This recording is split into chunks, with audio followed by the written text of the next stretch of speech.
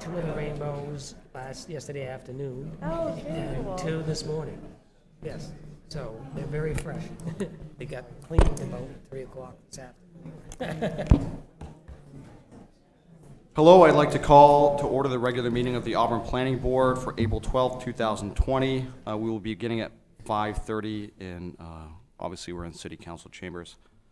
I'm going to begin by introducing a new member. He's currently running late, Paul Jakes. Paul Jakes is an associate member. That means that he is invited to speak during public hearings and during board business. Ask questions. However, he's not a voting member. Tonight we have another member who will be running late, Brian Dubois. Brian Dubois is a full voting member of the planning board. Because we have one full voting member absent, we will be elevating our other associate member. That means that this member will be acting as a full voting member, having all rights to make motions and vote on motions. And so tonight that's going to be Josh Daigle. Having said that, I'm going to begin with introductions of the board, and I'll start at my far left. Riley Bergeron. Darren Finnegan. Josh Daigle. Matt Duhall. Evan Sear. Stacy LeBlanc. Tony Ferraro. Next item on our agenda is the minutes. Are there any amendments to the minutes? Seeing none, I'll seek a motion to accept. Second. Did you say it? I did not say it. So verbally? Yes, I second that. We need a motion first. Make a motion to accept the minutes. Excellent. Motion and a Second. second. Sorry, guys. I know. All in favor? All opposed? Any abstentions? All right. The minutes are accepted.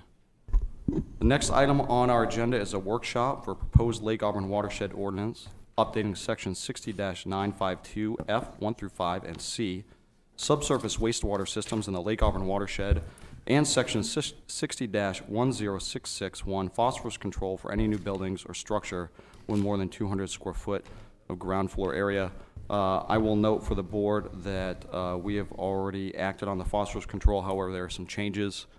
The council chose to make the adopt a stricter standard, and so staff would like us to give our opinion on that.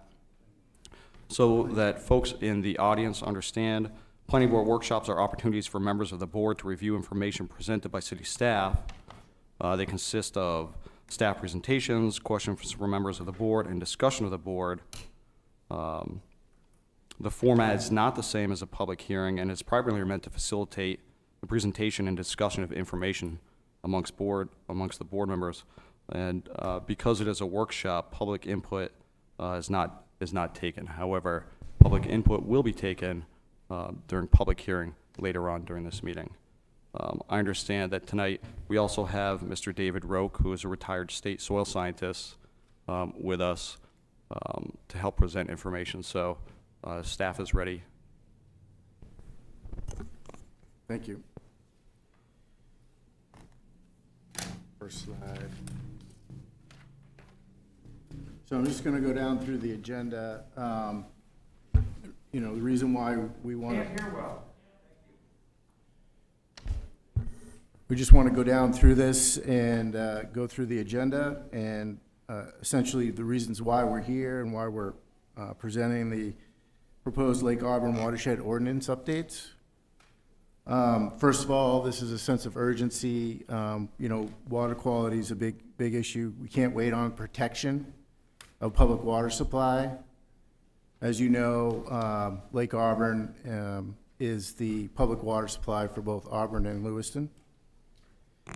We've got a team together. Dave Roque's here today, as Evan had mentioned, to talk a little bit about the science and the engineering of septic systems. The utmost importance about this conversation today is about water quality, but on the focus on septic systems in particular. We are going to touch on a few other things. We're going to introduce even some more additional language that will be considered by the planning board for future discussions. And then essentially what that is what the vision is and what the strategy is. And what are the guiding documents that those were formed under? And we're hoping that we get better understanding from folks on how septic systems could impact water quality in the Lake Auburn watershed. This is not a conversation about how many more units that we're going to be able to attain. I think that as we go through this and in our recommendations, you're going to see that we're actually looking further beyond and more of a holistic approach in terms of looking at the comprehensive plan and what the recommendations are in that, and specifically in the future land use map as we introduce more language into this discussion.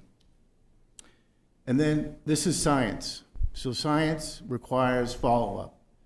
We may make decisions as a board that impacts people that live in the watershed, and we want to know what those results are. We want to see what the results are at year 2, 4, and 6.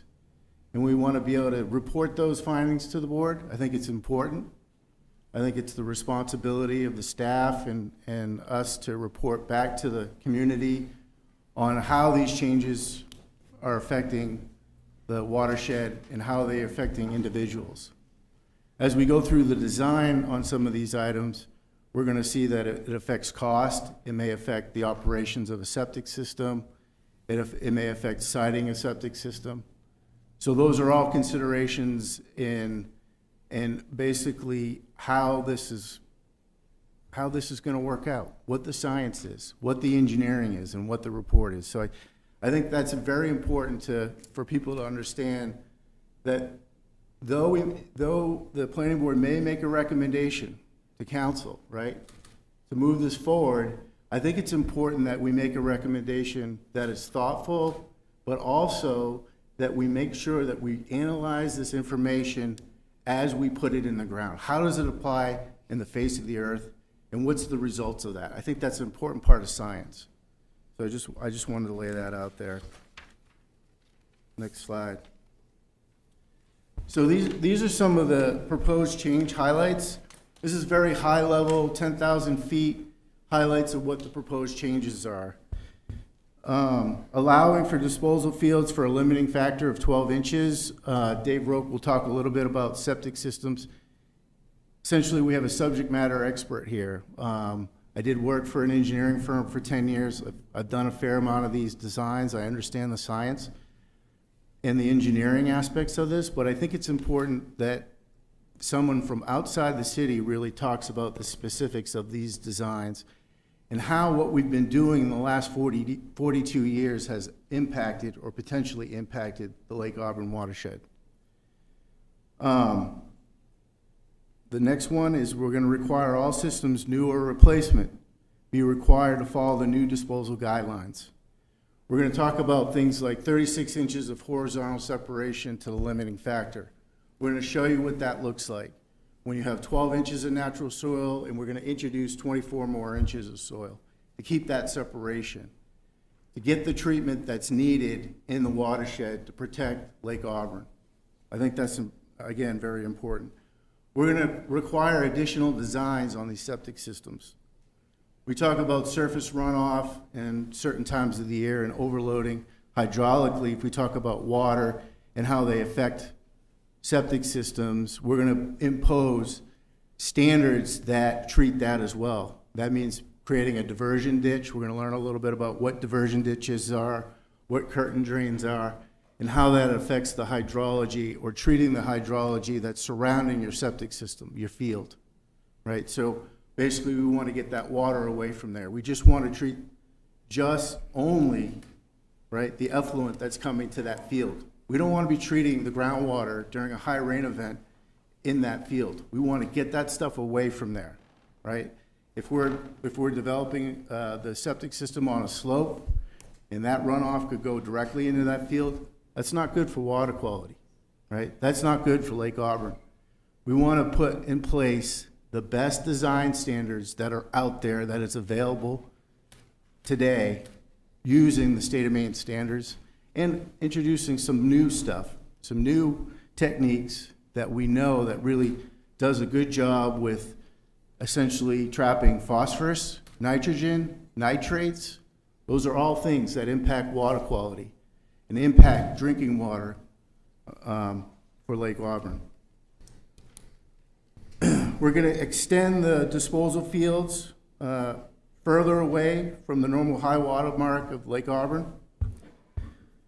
We're going to impart disposal system needs to install on the lot or outside the watershed. So what that means is that we can't be putting fields of septic systems on a separate lot that meets the today's standard and cluster them all there and concentrate all that phosphorus and nitrogen in one location. We're not going to do that. We shouldn't be doing that.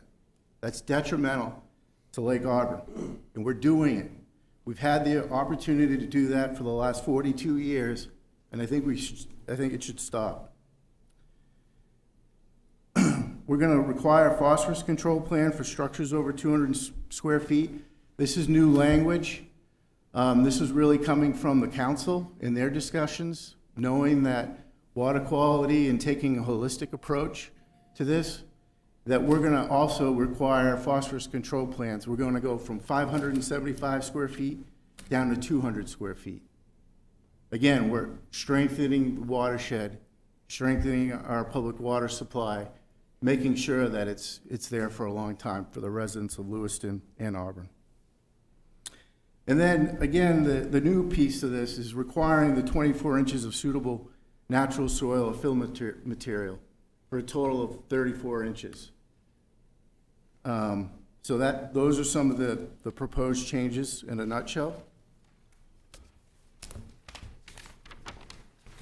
This is just a quick glance. I'm not going to talk much about this, but this is a quick glance from 1997 to 2013, and this is NTUs is a measurement of suspended solids in a water column as they measure it. So we can just see that from 97 to 2013, right, water quality is going down, it's depreciating. We've had more and more suspended solids and infiltration of clear water in these locations with phosphorus and nitrogen and suspended solids. That is a good indicator that water quality is going down in Lake Auburn.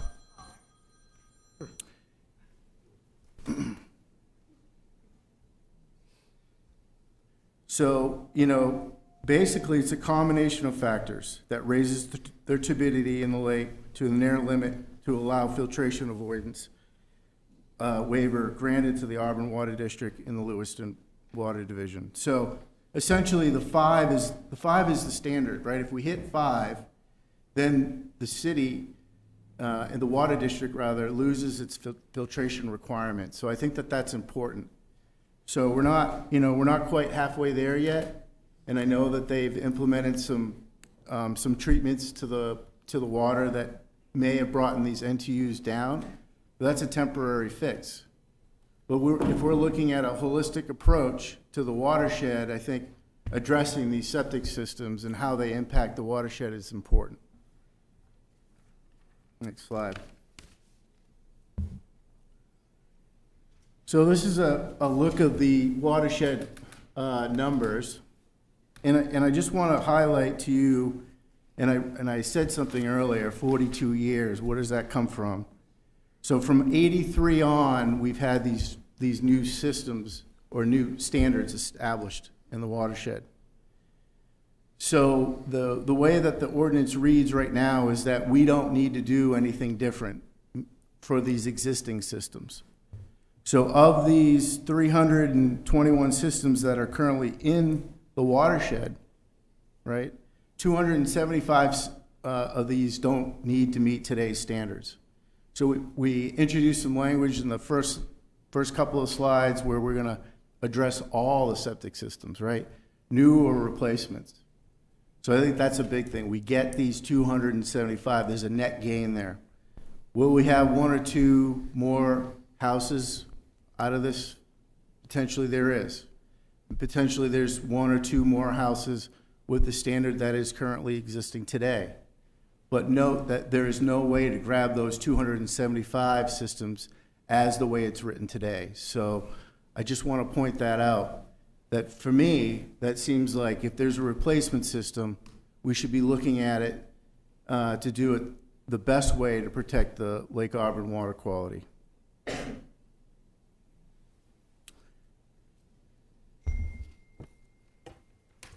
Next slide.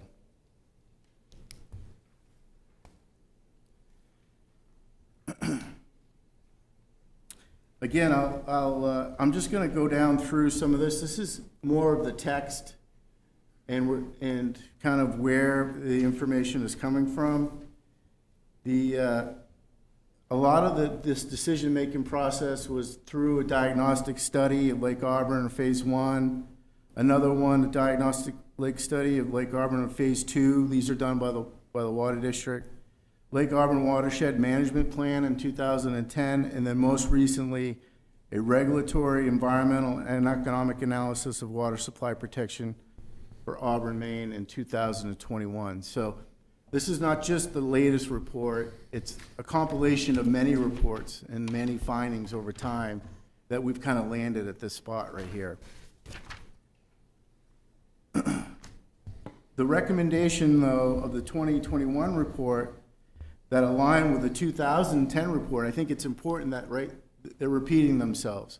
A 2010 report and a 2021 report, they're now repeating themselves, and what we're finding is that aligning the septic system regulations contained in the Lake Auburn Watershed Overlay District Ordinance with the best available science in Maine septic system regulations.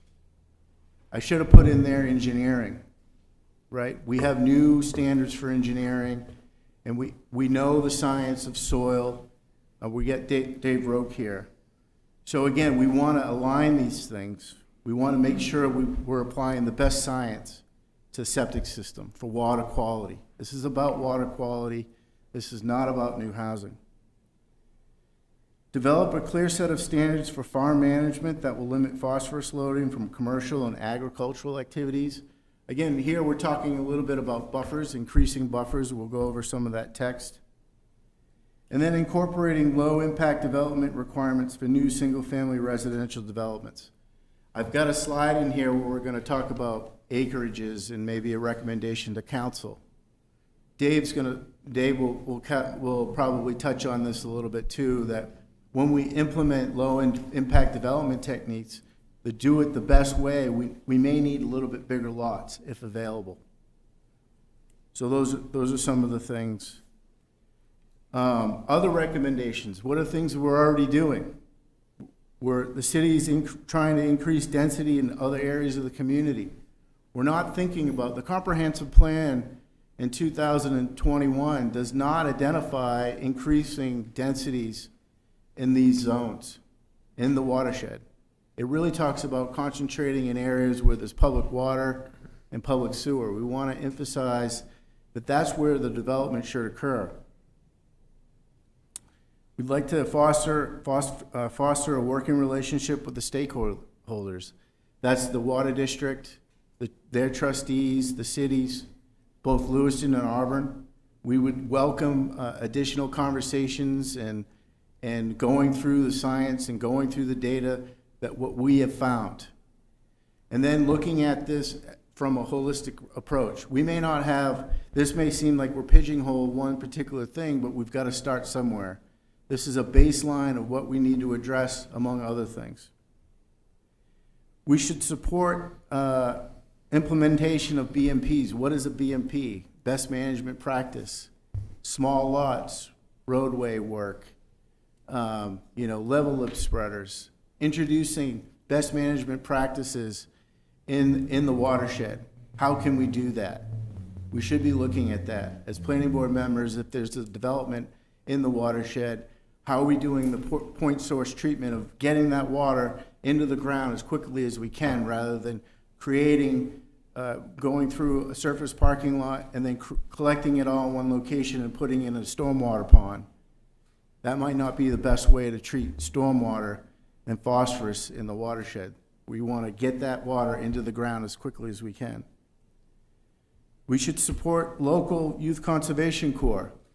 Get local groups doing projects in the watershed that bring it to light, that bring it down to the ground level of the individual people that are that are in the neighborhoods, that are living in the neighborhoods, and how that's impacting. Having the young people learn about conservation and how it applies to a watershed, I think, is an important lesson in life, and how that affects their drinking water. Those are all important lessons. We recommend larger lot frontages on the low country density residential lots. In addition to that, we're going to introduce some language about minimum lot size as recommended in the comprehensive plan to 3 acres.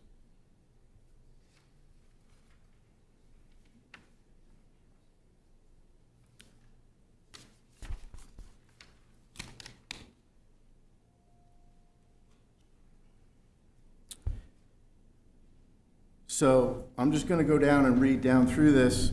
I know it's small text, but I think it's important for people to hear it as it's written. And we're going to cover this again more in detail. We'll cover this specifically again in the public hearing later today, but I want to go through it. The new text reads, disposal areas shall not be permitted on sites which is less than 12 inches to the limiting factor, right? We'll talk a little bit about what some of this stuff means in a minute.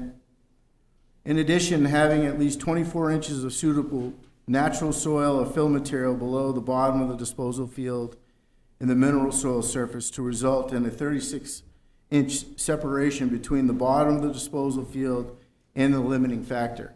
We do not get that opportunity now the way that it's written. The way that our ordinance is written, we do not get that opportunity now.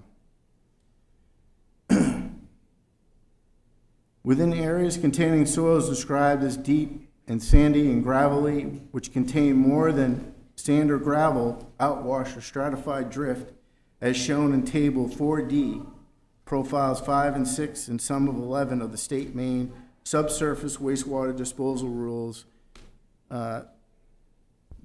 Basically, it's a chapter in law, 144, chapter 241. But it's very specific. This is very specific design information for site evaluators.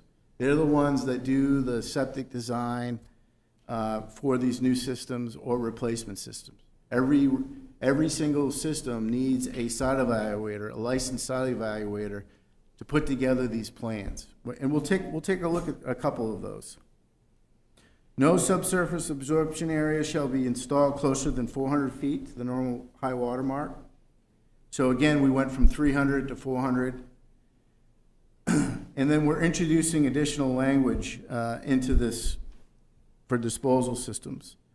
All disposal areas, replacement or new, shall meet the section 60-952F and 1 design criteria replacement systems.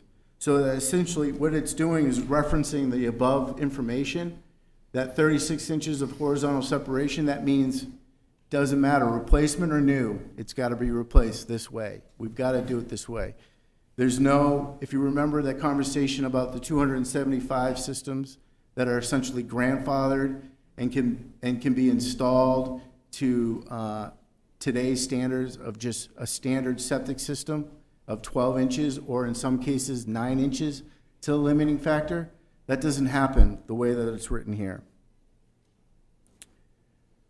So the local plumbing inspector must evaluate the design with concurrence from the Auburn Water District to impart as much design criteria to the replacement system. So there may be, what we're saying here is there may be systems that, for whatever reason, we can't get it. Right? There's existing homes, the lot may be too small, whatever. We cannot fit. The fill extensions are going to go on somebody else's property because we're elevating the septic fields. But we're going to work with the Water District and the Watershed District, the Watershed Commission, and our code enforcement officer. We're going to work together, and we're going to try to do it the best way practical. There's going to be instances where we can't do this to 100%. There'll have to be a field judgment on that. The site evaluator is going to have to bring it to our attention, but we're going to have to address those on an individual basis. As we know, there's a lot of bigger lots out there. I think there's not a lot of situations where this could happen, but I think it's important that we have it written in text so we have an important course of action so we can address those smaller lots. All private sewage disposal systems shall have a curtain drain installed per the main subsurface wastewater disposal rules or diversion ditch. There's standards for this. There's design standards that is found in the subsurface wastewater rules that site evaluators can go back to on how does one of these work, how are they applied on the face of the earth, and how is it designed, and how can a contractor build it. So they put all that stuff on a plan, and it's part of that, a typical design for a septic system that is in the watershed. All private sewage disposal systems shall be installed on the lot of the dwelling unit unless the system can be developed outside the watershed or under special conditions. Replacement systems may be approved by a local plumbing inspector on adjacent lots. So again, we may have a situation where it just doesn't work. You're not finding the 12 inches limiting factor. So there is circumstances that you can. But again, this is that situation where we have basically a farm of septic systems. So you have a housing development, and each one of these housing development lots didn't meet the subsurface rules that are written today, but they found it on this lot. So they put all the individual septic systems on that lot. So we're concentrating all that effluent in that one lot. And as Dave will talk about, he's going to get into the soil science of it on how that's not really a great idea, because most of the time when you have that 36 inches to limiting factor, that means you have really sandy soils. That means where that glaying is taking place. So when a site evaluator goes out there, the limiting factor is typically a hard pan, or it's a glade of soils that you can see where the high water mark comes up, right? And they can see where that is. Well, in a well-drained soil, that doesn't happen, right? So the effluent just goes right down into the ground, right into the groundwater, and then can get right directly into the lake. There's no entrapment of the important piece here, as we described in our earlier discussions about trapping phosphorus, nitrogen, and nitrates.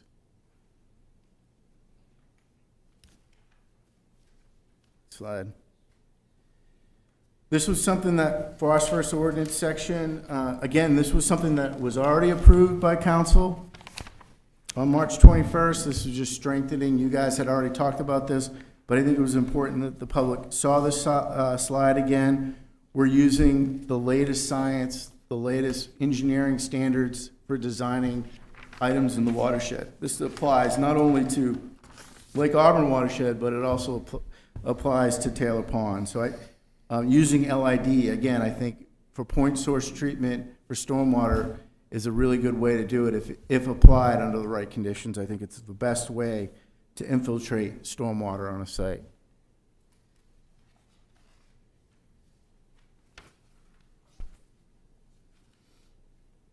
These are just some examples. Rain gardens, grassy swales, LID. These are small examples of septic design. And these are right out of the BMP manual. So it kind of gives you an idea what they look like, how they can, stormwater, yes. These are some small stormwater techniques that you can do to essentially treat phosphorus on a site. Next slide. Again, this was language that was introduced by the council in their last meeting. They essentially voted to bring the standard for a phosphorus, basically for a phosphorus plan, from 575 feet down to 200 square feet of ground floor area. So we're just taking it through the process from planning board to have a discussion about that. And I think this makes good sense. This gives engineers opportunity and staff to look at things more closely at a smaller level, smaller impacts that affect water quality in the watershed.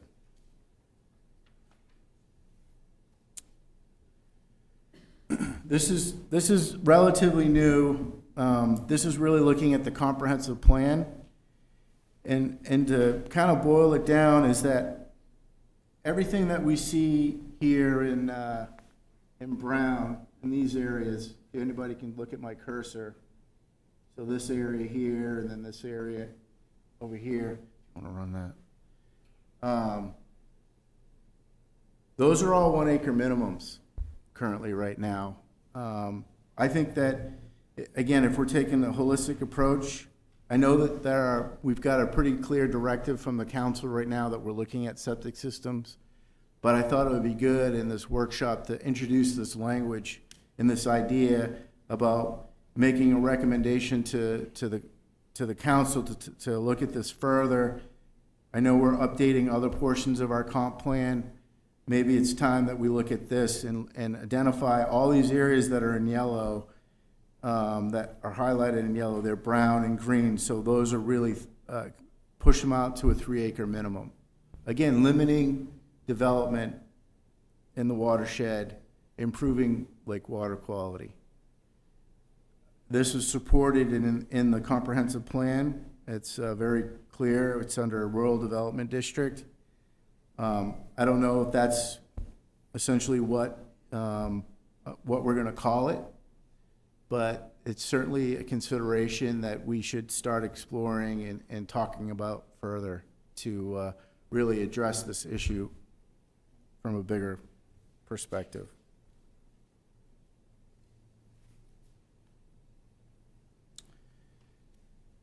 This appendix sheet is really the current septic design standard and then the recommended septic design standard. And this really just kind of introduces the idea, and this was found in the 2021 report that we referenced earlier today. And it's just, again, more language to support what we're doing and you know, how we came up with this idea. Now I'd like to turn this over to Dave Roque, talk a little bit about the science of soils.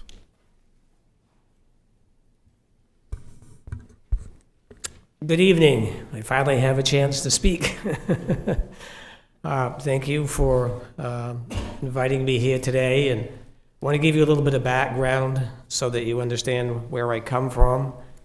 I graduated from the University of Maine in Orono in 1975 with a degree in forest management and a minor in soils.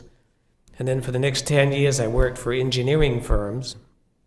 And with the first firm I worked for, they asked me if I would get licensed as a site evaluator. That was a brand new program replacing the PERC test, which, as you can imagine, the PERC test was digging a hole in the ground and filling it up with water and then seeing how fast the water disappeared. If you did it in August, it worked pretty good in a lot of Maine, but if you did it in April, it didn't. So site evaluation was a process and is a process by which you look at soil characteristics to design a septic system. And you know where the groundwater table is at its highest by the soil characteristics and not by necessarily having water present.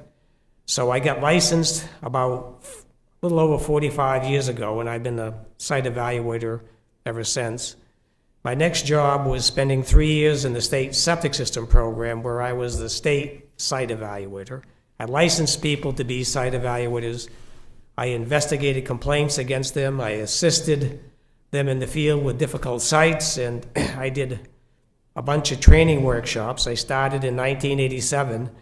And I do them for homeowners, for septic system installers, for plumbing inspectors, code officers, site evaluators, and I still do them today. In fact, my last one was March 28th. So, and during that time, I also participated in writing and updating the septic system rules.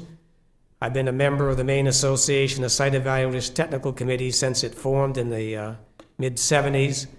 And then my last job for 34 years was being hired by the Maine Soil and Water Conservation Commission.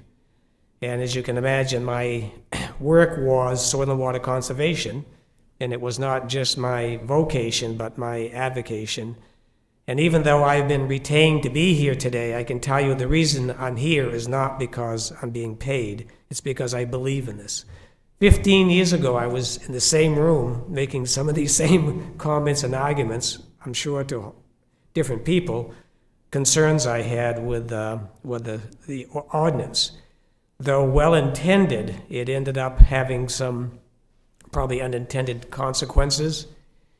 One of them is, as John alluded to, the fact that you have to have 36 inches of soil to the limiting factor, which is either bedrock, hard pan, or groundwater table.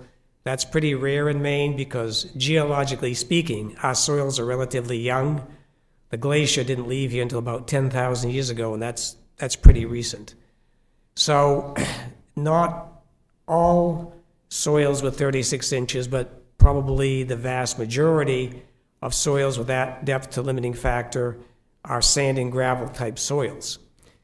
Now back before 1974, when the PERC test was what was used to design septic systems, the focus was getting the water into the ground and out of sight.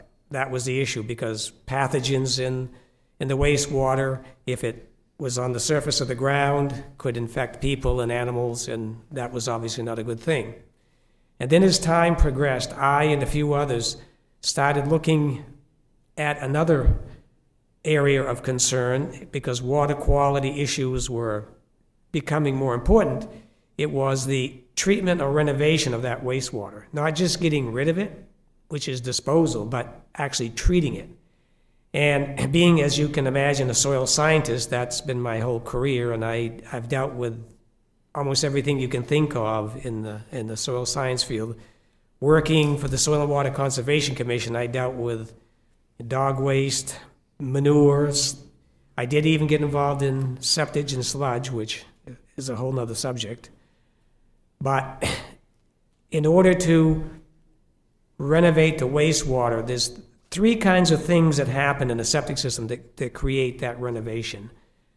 One of the things that happens is the biologic activity in the soil. And for the most part, the upper 6 inches of the soil is where the most biologic activity takes place, some down to a foot, very little below that. That's where all the microbes are, that's where the food is, the organic matter, etc. So if a septic system is installed into the ground a foot or more, you typically are going to be below that biologically active zone. The second area where treatment occurs in a septic system is what's called a biomat. Almost all septic systems have a septic tank, and the purpose of the septic tank, as you can imagine, is to collect things heavier than water and things lighter than water. That's why they're baffles. And then the more or less clarified liquid goes out in the leach field, but it is not completely clean. It contains particles we call BOD5 and total suspended solids, and there's living and dead microbe bodies. That goes out into the disposal field. And then there's a thing in the design of septic systems we call a long-term acceptance rate. You need a bigger footprint for disposal field to dispose of wastewater because there'll be some clogging of the soil pores by these particles and the microbes. And so clean water can go into about 25% of the square footage of a disposal field if you get rid of all the particulates as compared to if you don't. So that biomat is actually like a two-edged sword. If it gets too thick, water can't get through it, you have hydraulic failure. If it's not present, then one of the primary mechanisms for treating that wastewater is removed because there's a lot of microbes in that zone that will utilize the nutrients. And of course, you also have plant roots in that upper zone where that activity is. And then the third area where treatment occurs in a disposal field is in the soil material itself. And in particular, the silt, clay, and the fine organic particles. These are electrically charged, they're negative, and so positively charged ions, one of them being phosphorus, which is, as you know, the primary cause for lakes to turn eutrophic and green, that gets readily absorbed to the surfaces of silt, clay, and fine organic particles. So if you have 36-inch requirement as you do for septic systems to be installed and it's sand and gravel soils. And your ordinance also says that the disposal field bottom must be a minimum of 12 inches below the ground surface, the mineral soil surface, not the organic duct, but the mineral soil surface in the lowest point of a disposal field area. So if the ground is irregular up and down, you find the lowest spot and say, okay, it's got to be a foot in the ground there, so everything else means it's in the ground more than a foot. And typically, could you go back to that soil slide? I'm gonna, that top slide, number 1, if you look at that, typically our sand and gravel soils were deposited by glacial meltwater, streams and rivers. And basically what that means, it was the bottom of a stream or river. And then when the glacier melted and disappeared, the streams dried up, and so you ended up with this gravel material. And because the glaciers, when they advanced down to about Pennsylvania, they obviously eliminated all vegetation and then deposited new soil on the ground surface. It took hundreds, if not thousands of years for vegetation to become established. So during that time, when you had very, very strong winds, soil material would blow around, and some of that would land on top of the sand and gravel. So if you look at that slide, you can see where the light gray gravelly material is, but above it, there's some colored material, and that is finer textured topsoil material. That's where basically all the biologic activity is, all the plant roots, because nothing is going to go down into that gravel. There's no water, there's no nutrients, there's no cation exchange capacity, there's nothing. So if your leach field goes down into that zone, it basically is what I call a short circuit. When I do these workshops, I try to impress upon people the importance of understanding this concept of short circuits. I'm in the process of being hired by the Lake George Association up in the town of Franklin to deal with the same subject. I told them I didn't want to go that far, but they want me to come up.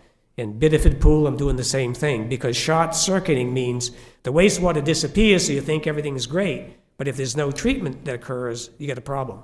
I have personally investigated wells that have been contaminated because of coarse textured gravel soils, and the other one is shallow to bedrock. If a leach field sits on top of fractured bedrock and the wastewater goes into the cracks, it gets no treatment. And I have personally investigated a number of times people's contaminated wells because the wastewater was moving without being treated. So I tried to make this argument 15 years ago, and I know it's pretty sensitive because the Lake Auburn watershed is a very important resource for you people, and you want to be very cautious on how you approach doing anything in it because you don't want to jeopardize that water quality. But that ordinance that requires you to be in the ground 12 inches a minimum in the lowest point where that disposal field is in mostly sand and gravel soils is obviously a considerable threat to that water quality.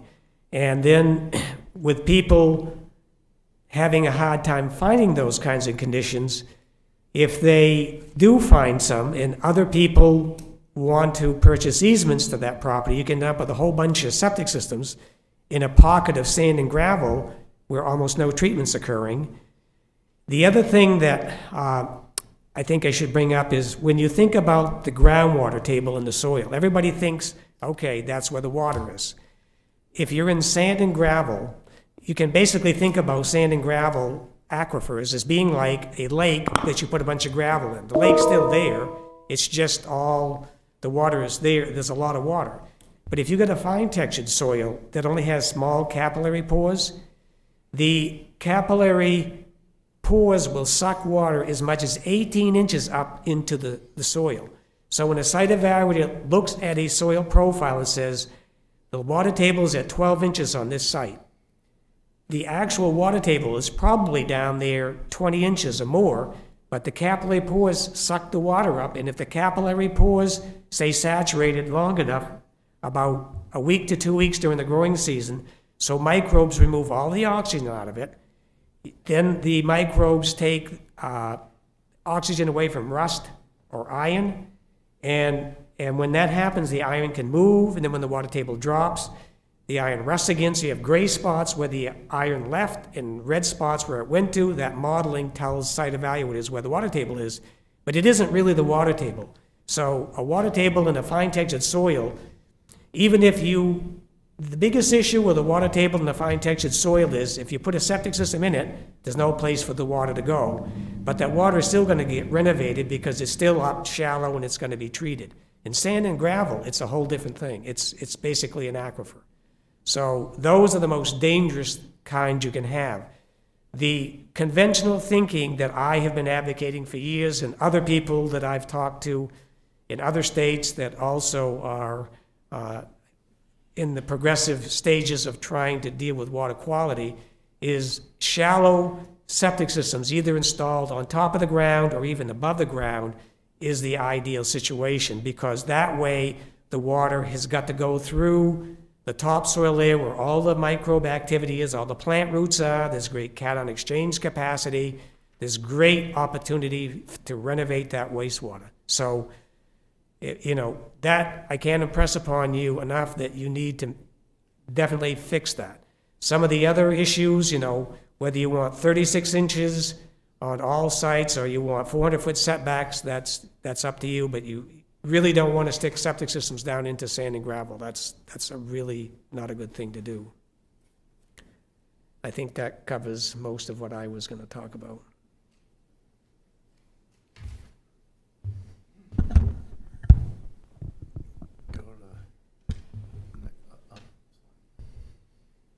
So this is a couple of recent septic designs that were done in the watershed just this last year. Replacement disposal profiles. And I guess it's important that we look at these, just to note that, some of these cuts are down 12 inches or more, even 24 inches or more.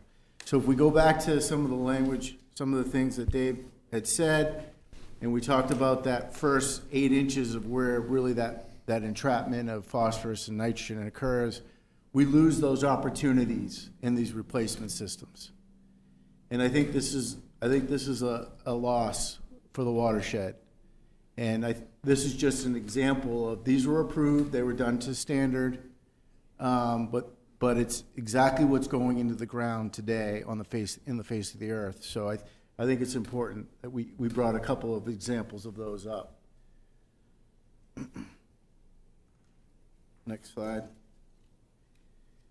So on the bottom here, maybe there you go. On the bottom here is that, we've got a line of where the seasonal high water table is. What Dave is saying, we're saying that limiting factor is 12 inches, right?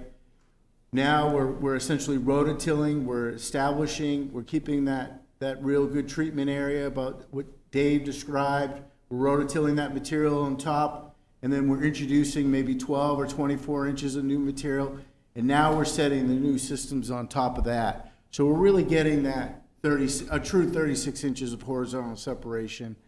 And not only is that 12 inches that Dave talks about of natural soils, but we're also introducing 2 more feet of material, of a media that will also have the fines to bind the phosphorus and the nitrogen. So I think that's important. If we're talking about lake water quality, this is probably our best approach.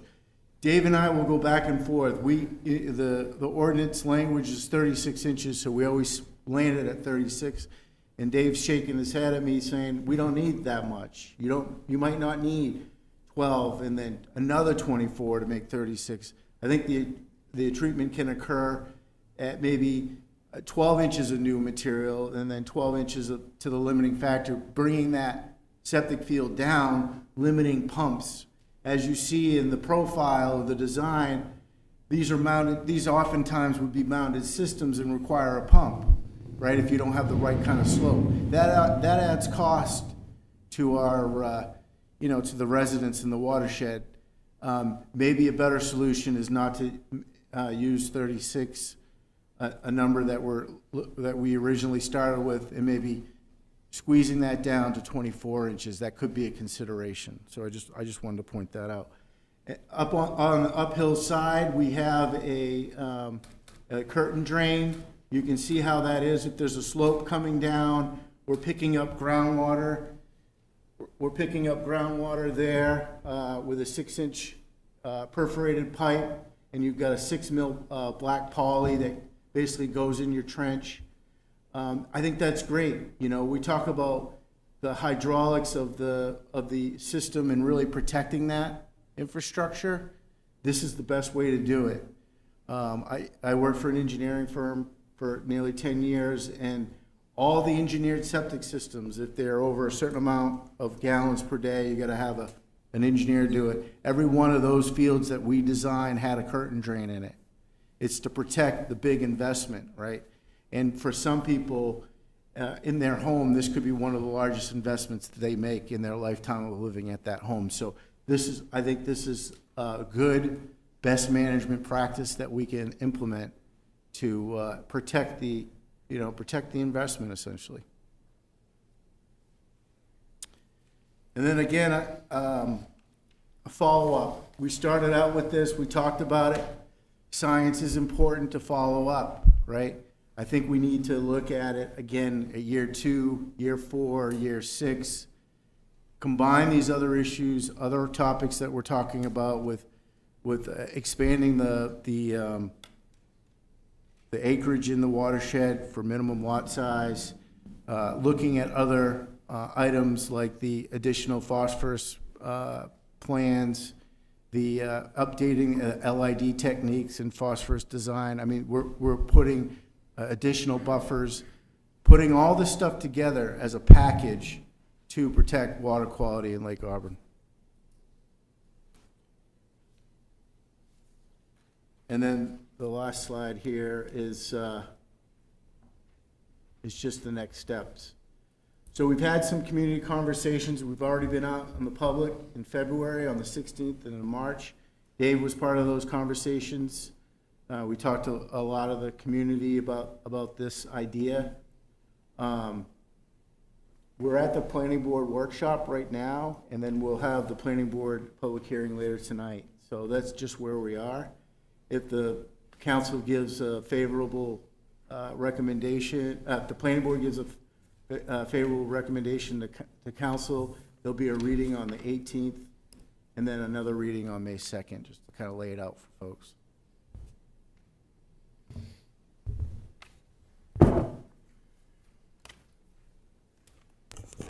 Are there any questions from members of the board? I've got a few. So I want to be clear on the differences between what you're proposing and what currently exists. So, if you could just talk me through, I have ground level, I have depth of the water table. Using those references, so I have a site, I think I've got 36 inches of soil. How do I know whether or not I can put a septic system in there? Because the designs, the way I'm reading your designs there, it sounds like I can bring in the ones that were approved. Sounds like I can actually bring in material. Is that correct? That's correct. We're going to bring in material. No, not for the new ordinance. For the existing ordinance. They're not bringing in material. I'm not allowed to bring in material. No. So I have the ground level. Yep. And then I have to make sure that everything. So the pictures don't really help because I don't think they're very clear. All right. The soil pictures might help, but those schematics don't really help me at all because I don't understand actually what I'm looking at. Yeah. Your current ordinance says that a septic system to be installed currently has to be, the bottom of it has to be at least 12 inches below the ground surface as it exists out there today. It has to be in the ground of at least a foot. The bottom of it or the top Yes, of the it? bottom, because they're So- usually about 2 feet thick. So the bottom of the disposal field has to be put into the ground a minimum of 1 foot in the lowest point. So if you got a you know, a 20-foot wide by 45-foot long area the leach field's gonna be put in, and it's irregular, because ground usually is, the lowest point in there, the bottom of that stone or whatever you got, has to be at least 12 inches below the top of the mineral soil. Has to be. So, but then it has to be 36 inches thick? No, No. the current ordinance says you gotta have 36 inches to the water table for it to be a passing site. In other Okay. words, if it doesn't have 36 inches, you can't do it. Then you're done. Right, but if it has 36 inches, you can put it in the ground a foot, so you end up with a 24-inch separation. You know, the 36 inches means it passes if it's 36. Then once you've got 36, the design says at least a foot. But if the limiting factor of the water table was at 50 inches, you could put it 2 feet into the ground. So you are allowed to put it as deep as you can, as long as you have a 24-inch separation. Got This it. new proposal would be saying you got 12 inches to the water table, not 36, but you want to maintain at least 24 inches or more separation. You can bring in stuff to create it. But today, you have to put it in the ground a foot. You have to. Matt, I do want to point the soil profile out on the designs, and I think it's important to know. Excuse me. So, this is the soil profile. This is done by a site evaluator, right? So this identifies where the limiting factor is right here at 36 inches. This tells you that you can hit the go button on this particular site to put in a septic system. So this is the soil profile. This just tells you that it's at 36. So that's good. But how this is applied now, that if you look at the grades in the cut, and what Dave is saying is that this is now below, the bottom of this has to be a minimum of 12 inches. And based on the slope and the way that everything lays out here, it's actually 24 inches. So it's exacerbated a little bit on this particular one, as it was installed or designed by the designer. These are the chambers that are going in. And if I could just add, one of the other big differences there when you're bringing in soils is we can specify that those are the best soils possible to provide the best treatment, rather than relying on really well-drained, loose soils that are existing on a site. Yeah, so I'm just going to chime in here real quick, and John, maybe I misheard you, but I thought I heard you say that potentially we're not bringing in soil, and then I heard from Dave and Eric that we are bringing in soil. So I just want to be clear. We're not bringing in soil for the way that the systems are now. For the Okay. new proposed systems, we would certainly bring in soil. Okay, okay. Yep. Again, that's if it's just, that example that I showed you guys, that's just for a limiting factor of 12 inches, right? So if we have greater than that, we can lessen the amount of soil that we bring in, right? So we just got to make sure that we have a 36-inch separation, horizontal separation in this case, that the designer will do. You know, if they're a good site evaluator, they're going to make those adjustments for new material that comes in. If you have a site where you've got 24 inches, and you're only adding essentially 12 inches of new material, so you have, again, that 36 inches of horizontal separation. We have the same construction techniques over and over where we're rototilling that top layer and getting that good soil. We're not really doing anything, and we're setting the system on top of that. So then, if I have a site that's buildable now, so my limiting factor is 36 plus inches. What do I have to do differently? So in this particular case, you would just put the chambers on top of the surface here of the ground, and then now you have 36 inches horizontal separation. Again, you're grabbing that first 8 or 9 inches of good treatment area. We don't necessarily have to introduce more media or new soils in that particular instance. Because again, if we go back to Dave's original slide that shows that real, the other way, that real good brown area up top, we're really that area there, we're really utilizing that. We're just rototilling that, keeping all the the good material there, and then we're putting the system essentially on top of that. Can I ask a clarifying question? Because we're talking about these numbers, but I think, for me, it's not so much the numbers I'm worried about. I'm worried about the implication, and I want to make sure I understand the implication. So the implication of our current standards is that our systems get pushed below the layer of soil that provides the best treatment for the water and into layers of soil that allow effluent essentially to enter the groundwater table and thereby the lake. Correct. That's that short circuiting Okay. comment that Dave had referred The to. new standard seeks to address that by pushing the systems up into or above the soils that act as a treatment layer, Correct. thereby requiring that that effluent pass through that treatment layer before reaching the groundwater table. Correct.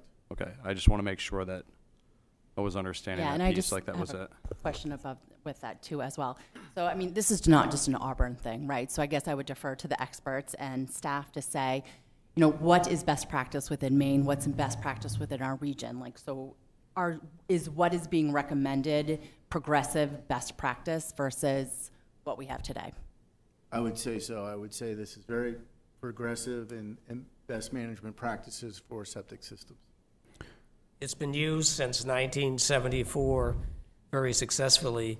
And, you know, not only will you be using the better soil for treatment, but if you allow sites with less than 36 inches to the limiting factor, you'll be able to use other kinds of soils. You know, as a soil scientist, I talk about soil parent material. There's a couple of them up there. That gravel is one parent material, but there's silty, clayey, loamy, glacial till soils that you can't use now because they don't have 36 inches. So you will be having more systems on finer textured soils, which do a far better job of treating the wastewater than, you know, the sand and gravel. If you put it on top, you get some treatment, but that's it. Then what gets through there can just go down. But in fine textured soils, it doesn't do that because the pores are too small. So you'll be having more systems on soil that does a better job of treating the wastewater than you do now. So I have one more question. Is the intent to actually not allow people to dig then? So if I have a passing soil right now, it's 40 inches, I'm only required, or even better, let's go with 48 inches. I'm only required to have 36 inches of separation. Can I dig into that soil, effectively creating the same situation we have now? Or is the intent to actually say, you know what, that's not good. We want to leave that existing topsoil in place. We need that top layer. I think we've got to defer to the sketch, and that's going to be our guiding factor for a design standard. We need to have that rototilling. We need to have, and not removing the material and putting those chambers below that point. We cannot do that. That would not be allowed. Okay, thank you. That helps a lot. I think the ordinance will need to say that then. I have a question. So for the watershed area, so what is the allowance now or setback from the watershed? Like if there's a watershed line, how far back? It's 300 feet. 300 You feet can't put a septic system closer than 300 feet to the watershed. to the, not the watershed, but the, from the edge of the high water mark of a lake. So now we're saying that they have to be pushed back to 400 feet setback. And what was it before? It was 300 feet Okay. before. So would this eliminate the grandfathered septic systems that were allowed, those 275 that we referenced earlier, when they had to get replaced or have a new one installed? Yeah, so this would eliminate the grandfathering of installing it to the most minimum standard for subsurface wastewater law. They would have to meet these new standards when replacement is required. Required, okay. Yeah. And I would just add, as John mentioned, if there is a case where there's a legally existing, really small lot or an existing home, we're not saying that somebody can no longer live in that home. If that occurs and they need a replacement system and they can't physically meet this standard, then the local plumbing inspector and the Auburn Water District would get together with that property owner and work to have a system that most closely meets the standard that they can without depriving them of the ability to continue living in their home. Yeah, thank you, Eric, for that. That was actually one of my questions, like who's the arbiter of that? Like who makes that decision? So I appreciate that. Yeah, what we're suggesting is it's a collaboration with the Auburn Water District and the plumbing inspector. So just to ask the question, because I'm sure people are thinking it, what happens if there really is no mitigation strategy? So I think they will rely on science and modern engineering and the engineers at the water district as well as our plumbing inspector. I don't think there's a site that can't, existing in the watershed, that cannot provide wastewater disposal. Any of the sites existing are already doing that. It would be a matter of trying to go above the state minimum standard and meet this as closely as they can, in the judgment of that group of people. There are a number of things we call advanced treatment units that are little package treatment plants that can do primary, secondary, and even tertiary treatment. So you can get water, it's not cheap, but you can get water quality pretty clean if you need to. So those are the kinds of things that can be done. You can split wastewater, have a holding tank for the toilet and, with a gray water disposal field, which is less onerous. So you can do things to manipulate and make them work to the best that the lot has to offer. Is the, excuse me, is the moving the effluent up into this topsoil that's more effective to treat it, does that at all run any risks of, like, during an extreme rain event, having effluent reach surface waters? I didn't, So by moving the effluent to this higher up, or Yeah. less deep in the ground, into the more effective treating layer, does Yeah. that risk during extreme rain event, any of that effluent reaching surface waters? that actually is an improvement, because if you're on the surface of the ground and you build this thing up, you have these long fill extensions. If the system is in the ground, the wastewater goes from the leach field and it's immediately into the soil. And if there's a water table, it's an issue. But if you build this thing 3 feet high on the ground with 30 feet fill extensions, the water, even if it comes above the surface a little bit, it's going to be underneath the fill extension. So, and I've been doing this, like I said, for 45 years, and that's hydraulically, that's not an issue.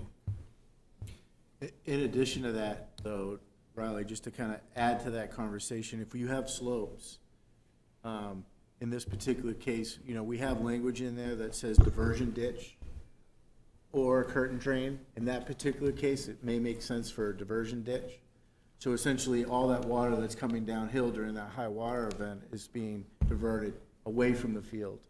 So we're not potentially creating that hydraulic condition where, we would think common sense wise, where that could be potentially an issue. Thanks. Yeah, so that was going to be another one of my questions too. So on your slide called technical information, it shows pictures of like buffers or the grassy swales in the rain gardens, which the rain garden is really pretty, by the way. And if I had something like that in my house, I just wonder, like, who maintains that? So if that's part of the purpose of kind of helping with, I'm not going to get technical here, maybe the drainage, how is that monitored for maintenance to make sure that it's upkept to be able to have the purpose that it's intended to be there for? So those are, in a phosphorus control plan, they, essentially, an engineer would write into the phosphorus control plan. We actually just reviewed one just the other day, and having a maintenance plan established, that's part of the approval requirements. It's actually in our ordinance today that you have to have some type of maintenance plan established. So whatever the maintenance plan is, it could be, like, for example, a meadow buffer is oftentimes a way to treat phosphorus, and they just have a buffer.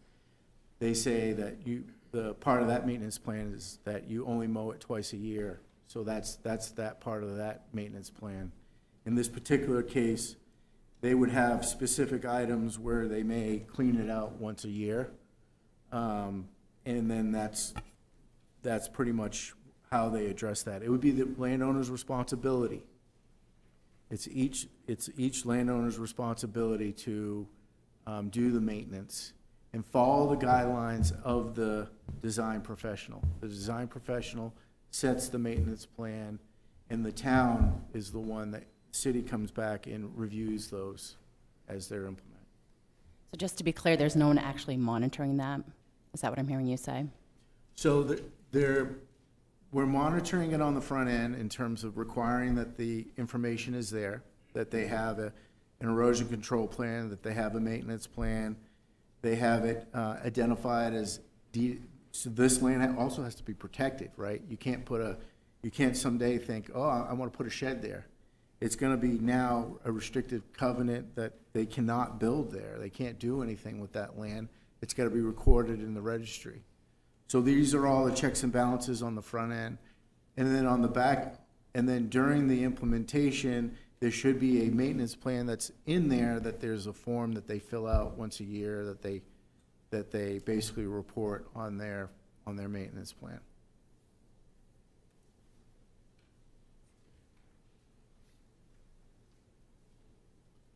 So I have a completely different direction question here.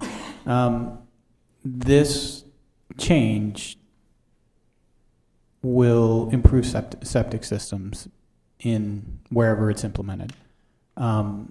But we have, it seems to me that we have kind of a bad ordinance that actually helps us in a way right now, our current ordinance, in that the 36-inch rule actually limits development within the watershed. So if we were to adopt this ordinance, how many new or how many existing lots then suddenly become buildable within the watershed? That's a tough question. And that one is probably the $1 million question, because as we looked at individual sites, we have to analyze each site differently. You know, do you have the soils available? I don't know if every site, we may have the right land area, we might have the right acreage now, but I don't know if they have the right soils. I don't know if they have a limiting factor, at least to 12 inches. I don't know if there's wetlands on the site. I don't know about site distance. I certainly don't know all the lot shapes. So there's so many different factors. For me to pick a number out of a hat and tell you that there's going to be 25 more lots, I think it would be unfair. I think you need to look at these on an individual basis. And again, we go back to the slide that has the land use slide. This yellow one. So we know that anything in the brown right now is 1 acre minimums, right? So you could build something in there if you met 1 acre minimums and you had a limiting factor of 36 inches, you could do that today. What we're saying is let's change that. Let's go from 1 acre to 3 acres. And then everything else in the watershed that's outside the brown and the green is really ag land. And we know that we've got really tough land use ordinances and zoning for that, where you need 10 acres minimum, and you need to have a certain percentage, 30% driven from agricultural commodities to be sold on that lot to develop the lot. So we already have some things in place. We're introducing more pieces to this. But right here, right now, we're just specifically driving down to the request from the council, specifically on septic systems. We've sprinkled in a little extra where we thought it was appropriate. But I think that overall, we're going to be able to address those 275 systems. And over a certain amount of time, there'll be a net benefit. Will there be 1 or 2 more houses? Yes. Will there be 1 or 2 more houses the way it is right now? Yes. But I think at the end of the day, if we make these changes, there'll be an ultimate net benefit because we're correcting the ones that are existing.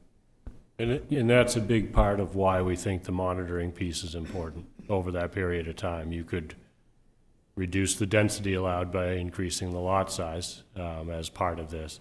But we take a look at that at 2, 4, and 6 years, and how many new houses are coming, how many replacement systems has happened, and there is absolutely a net benefit to replacing existing systems to a higher standard, as well as new systems not being sited in the worst soils. Yep. No, I absolutely understand that. So does the Lake Auburn Watershed, I know they talk a lot about build out, do they actually have an estimate for the number of lots? I don't know if they do. I know that FB Environmental estimated 100 new lots potential as a maximum build out, but that was not purely because of a septic change. They also recommended that we use modern science, but that within the watershed within Auburn, there's likely to be 100 lots. 100, but if we actually decrease the density, then we cut that by a considerable amount, Yep, potentially. by a Ostensibly, you're third, talking really. about cutting that by 2/3. Right. In the most developable area, the other areas are not as developable as Well, the other 1 areas, acre lots. well, yeah, if you're if you're in the ag zone, it's even. We're using zoning instead of a treatment ordinance for wastewater to control density. So I think that's a more appropriate way to do it. Oh, I agree. Yeah, I'm just. Uh, So, oh, sorry, Evan, go. Go for it. Oh, one last question, then I'll shut up for a while. Are you proposing that the zoning change happen in conjunction with this wastewater treatment change? In other words, if those are done in serial, then you can actually create a window or a loophole. Has the council considered actually doing these things at the same time? I mean, you present it here as if they would happen at the same time. They're currently on different tracks. We haven't posted a public notice and held a public hearing on the 1 acre to 3 acre change. I think that's what we're asking the board. Are you comfortable with the wastewater disposal changes that we're talking about? Or if you were to even potentially table this, to let us do a public notice on the 1 acre to 3 acre change. If that's what it took to make you comfortable, then we could do that too. I think we're asking the board, proposing that as an option, if that's necessary to make you comfortable with a change that we believe will improve water quality. But we can't act on the 1 acre, 3 acres tonight, because that's not part of the public notice for all those additional property owners. Okay. So I have a question about that. Is it,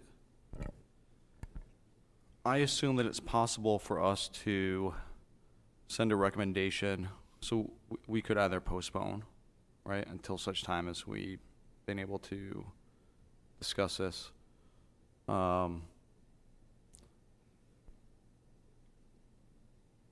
Is it, I know moratoriums that's a bad word, but is it possible to tie this to, say, a moratorium for 180 days for installation of any new systems where a current system doesn't exist? Did I just open up a can of worms for you guys? Well, I don't think that you can pass a moratorium. I think that's something that the council would have to choose to do. Okay. And I'm going to go back to a question that I was going to ask previously. So, Mr. Duval brought up the idea that, on the one hand, the ordinance, we've got sort of a poor ordinance and a poor mechanism for doing something that we're trying to accomplish.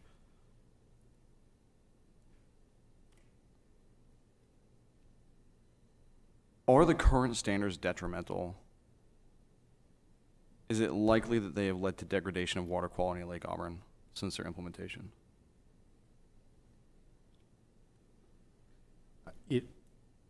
I think that we could probably quantify in certain circumstances that it could have led to the degradation. You'd really need to study each case by case to know for sure without certainty. You'd have to study those. But I think that if we looked at some of these clustered systems where we're really concentrating the flow on one particular lot, I think we could study those and pretty quickly identify that there's a lot of direct phosphorus and nitrogen entering the lake during certain, times of the year when the water table is really high. But it's really a hard thing to quantify 100%. But we know that the science is there. We know that we're not getting that exchange and that binding opportunity when we don't have the right types of soils available. So, And we're relying on dilution within the groundwater rather than treatment. Maybe it gets diluted enough that it doesn't show measurably in the lake. We don't know. So- I doubt that's true in all cases. I mean, I know we have data on point source phosphorus, yeah, so, but do we also have data on at least longitudinal data, so time through time of changes in the phosphorus concentrations within the groundwater that comes into Lake Auburn? Because that would be one way to actually answer Mr. Sears' question. yeah, I don't know if there may be that information out there. I'm not 100% aware of it, but that's something that we could certainly look into. The other part of that too is that we go back to that NTU documentation that the Water District did from 97 to 13, and we see that increase. And we've got to start asking the questions why. Why are they going up? Well, yeah, I think it's due to increased phosphorus in the lake. I just don't know. I feel like I've read these data somewhere, but I just can't remember. With the NTU data, do we actually have any for the last 10 years? Like 2013, that was 10 years ago. Yes, we do. It's Yeah. it's actually collected on a regular basis. It's required of the water district in order to maintain its filtration waiver. They have to make regular reports. And what's it look like? Same trend? No, actually, it's gone down, I believe, since the alum treatment. Yeah, the physical. We're maintaining. Please don't quote me. The chart, I believe, showed 1 NTU, and if I remember, our reports average somewhere in the 0.5-ish NTU. It's 0.5 significantly. or 0.05, but quite, yeah. The much alum lower. treatment was very effective. Much lower than what was shown on the chart.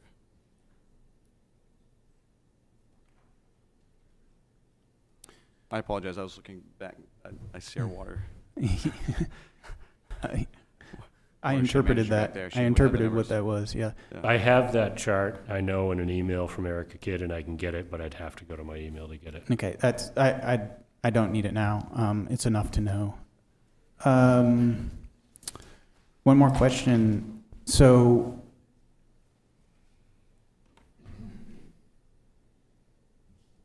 no, never mind. All right. Are there any other questions during this workshop? You do? Go for it. Ask. That's why we're here. Yeah, so I just am curious how you have the follow-up for 2, 4, and 6 years. It just seems like it's just kind of like a standard, even numbers. So I guess I want to know kind of like the why behind it. So if you're, making a change, why would you wait 2 years to evaluate how the change is being? It probably will take 2 years or more to get a number of systems out there to make something that's measurable. So I think that, over time, you've got to have some benchmarks established. If we did it at year 1, there may be no data available. And that So- would probably be a good thing, right? So then you'd have year 2, and then you'd be able to compare it. Or Yeah. just- Or, again, that could be a recommendation that comes out of the workshop here where the board recommends that we analyze this year 1, 2, 3, 4, and 5. But again, we're just trying to establish at least some baseline of following up. I think that's an important part of the science of it and the installation of it and how it's applied. But it's certainly something that the board could consider if they wanted to go to analyzing it at year 1. We'll be collecting the data continuously as we issue permits and do inspections, so the reporting interval could be changed easily. And just so I understand this a little bit better too, so it's my impression, though I'm just going to say it for the sake of this conversation, is this current standard is currently in play in other districts. Is that correct? Like, we're not reinventing a whole new septic system within this area. Is that a correct statement? I think maybe David could speak to that, but I think we were likely to be the most stringent in the state. I don't believe there's another district that is as stringent as what we're proposing. Okay. Yeah, there's number of towns that have their own ordinances. Scarborough has one that requires, I think, a 3-foot separation too. The state requires a 12-inch separation, except for if you have bedrock, and in sand and gravel, they require a greater separation because of concerns. And then the state also, they established 15 inches as the minimum depth for a suitable site back in 1974. And they used that number because that was the break in soil science terms between a soil being called moderately well-drained and somewhat poorly. They thought it sounded better. And so if the system is going on the soil with less than 15 inches to the limiting factor, they require an 18-inch separation. So, but they've been installing systems like this for over 50 years, and they've worked very well. So that's not an issue. I have one more question for John. You said baseline, so with the baseline, would that be from the 2014 to now graph? Like, where would you get your baseline from? Well, I think we've gotta do a measurement at year 0, right? So now, and then we take a look at year 2, 4, and 6 and compare the differences between the two. So as soon as this gets adopted, we should create a baseline. And that's really working with, I think we need to work with Auburn Water District on that and have a team put together, establish a baseline so we know how this can be measured. And then the other part of that too is that, you know, if we look at best management practices and we looked at, like, I'm just gonna give you an example, I'm gonna go off track a little bit here, but we implement 319 grant, which is basically a Clean Water Act money that's federal money that's available. So those require you to measure the best management practice that's implemented on that particular site, so you have a before and after. So I think we should look at individual sites, a before and after. If we know that there's a septic system failing there, I think we're gonna get good results, right? So if we're correcting and if we have a corrective issues, we could essentially measure the amount of phosphorus and nitrogen and nitrates that we trap on the site with a new system. And one other thing that we're doing this summer with an intern is because we know there are 275 approximately grandfathered systems. We don't know the exact age and we don't know the exact depth conditions on their sites. But we'll be working with an intern to find the most recent septic system for all of those 275, the design on file with the city or the state, and catalog that information so we can really have a holistic view of the conditions of existing systems, and then go from there on investigation. Thank you. Sorry. In terms of the monitoring of the phosphorus, nitrogen, and nitrous oxide, would you work with the Auburn Water District in that monitoring and in designing a testing experimental protocol? I think that's something that we should consider. You know, in the slides, we talked about, you know, creating a team and really, you know, coming on this together and agreeing on the science and agreeing how we're going to monitor that. I think that's an important part of the follow-up. I think it's important too, because it's really easy to spike your data one way or the other depending on your design. So I think that'd be pretty smart to do. One other question about the water district versus the city. Can you talk about difference so if water district has rules for the watershed versus Auburn's rules for the watershed, how do those things interact? What's the authority look like between the two? So if there are two different rules, that the water district has one, and the city has one. You have to meet both, so kind of whichever one is more stringent holds. That's how it would work. Are there any other questions? All righty, this is going to conclude our workshop.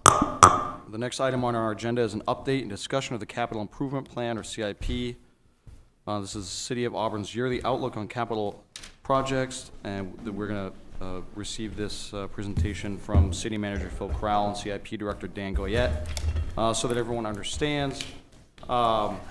This is really an explanation to us. It is possible for the board to take action if we want to give specific direction, but it's not required.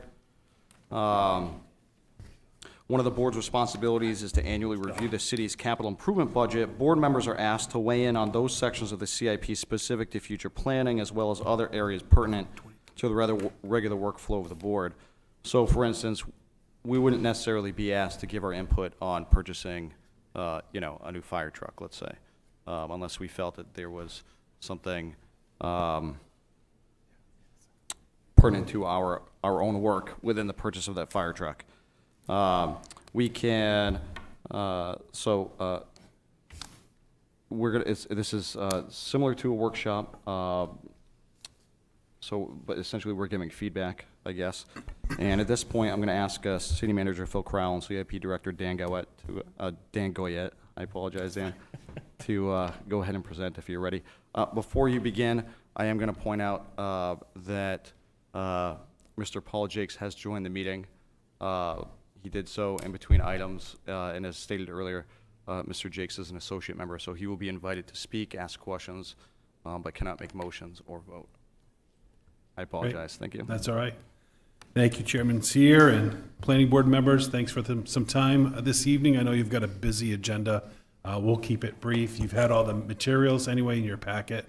Hopefully you've had a chance to take a look at our CIP plan. That's a 5-year plan that we provide to the city council, as well as I put together just a small little memo for you so you could see where we're heading towards with our capital improvement, as well as what we'll be presenting before the city council for a CIP bonding and funds that would come under operating or other funds for the FY23 year. One thing I just want to mention within that memo that I provided you had several years of the city's debt history.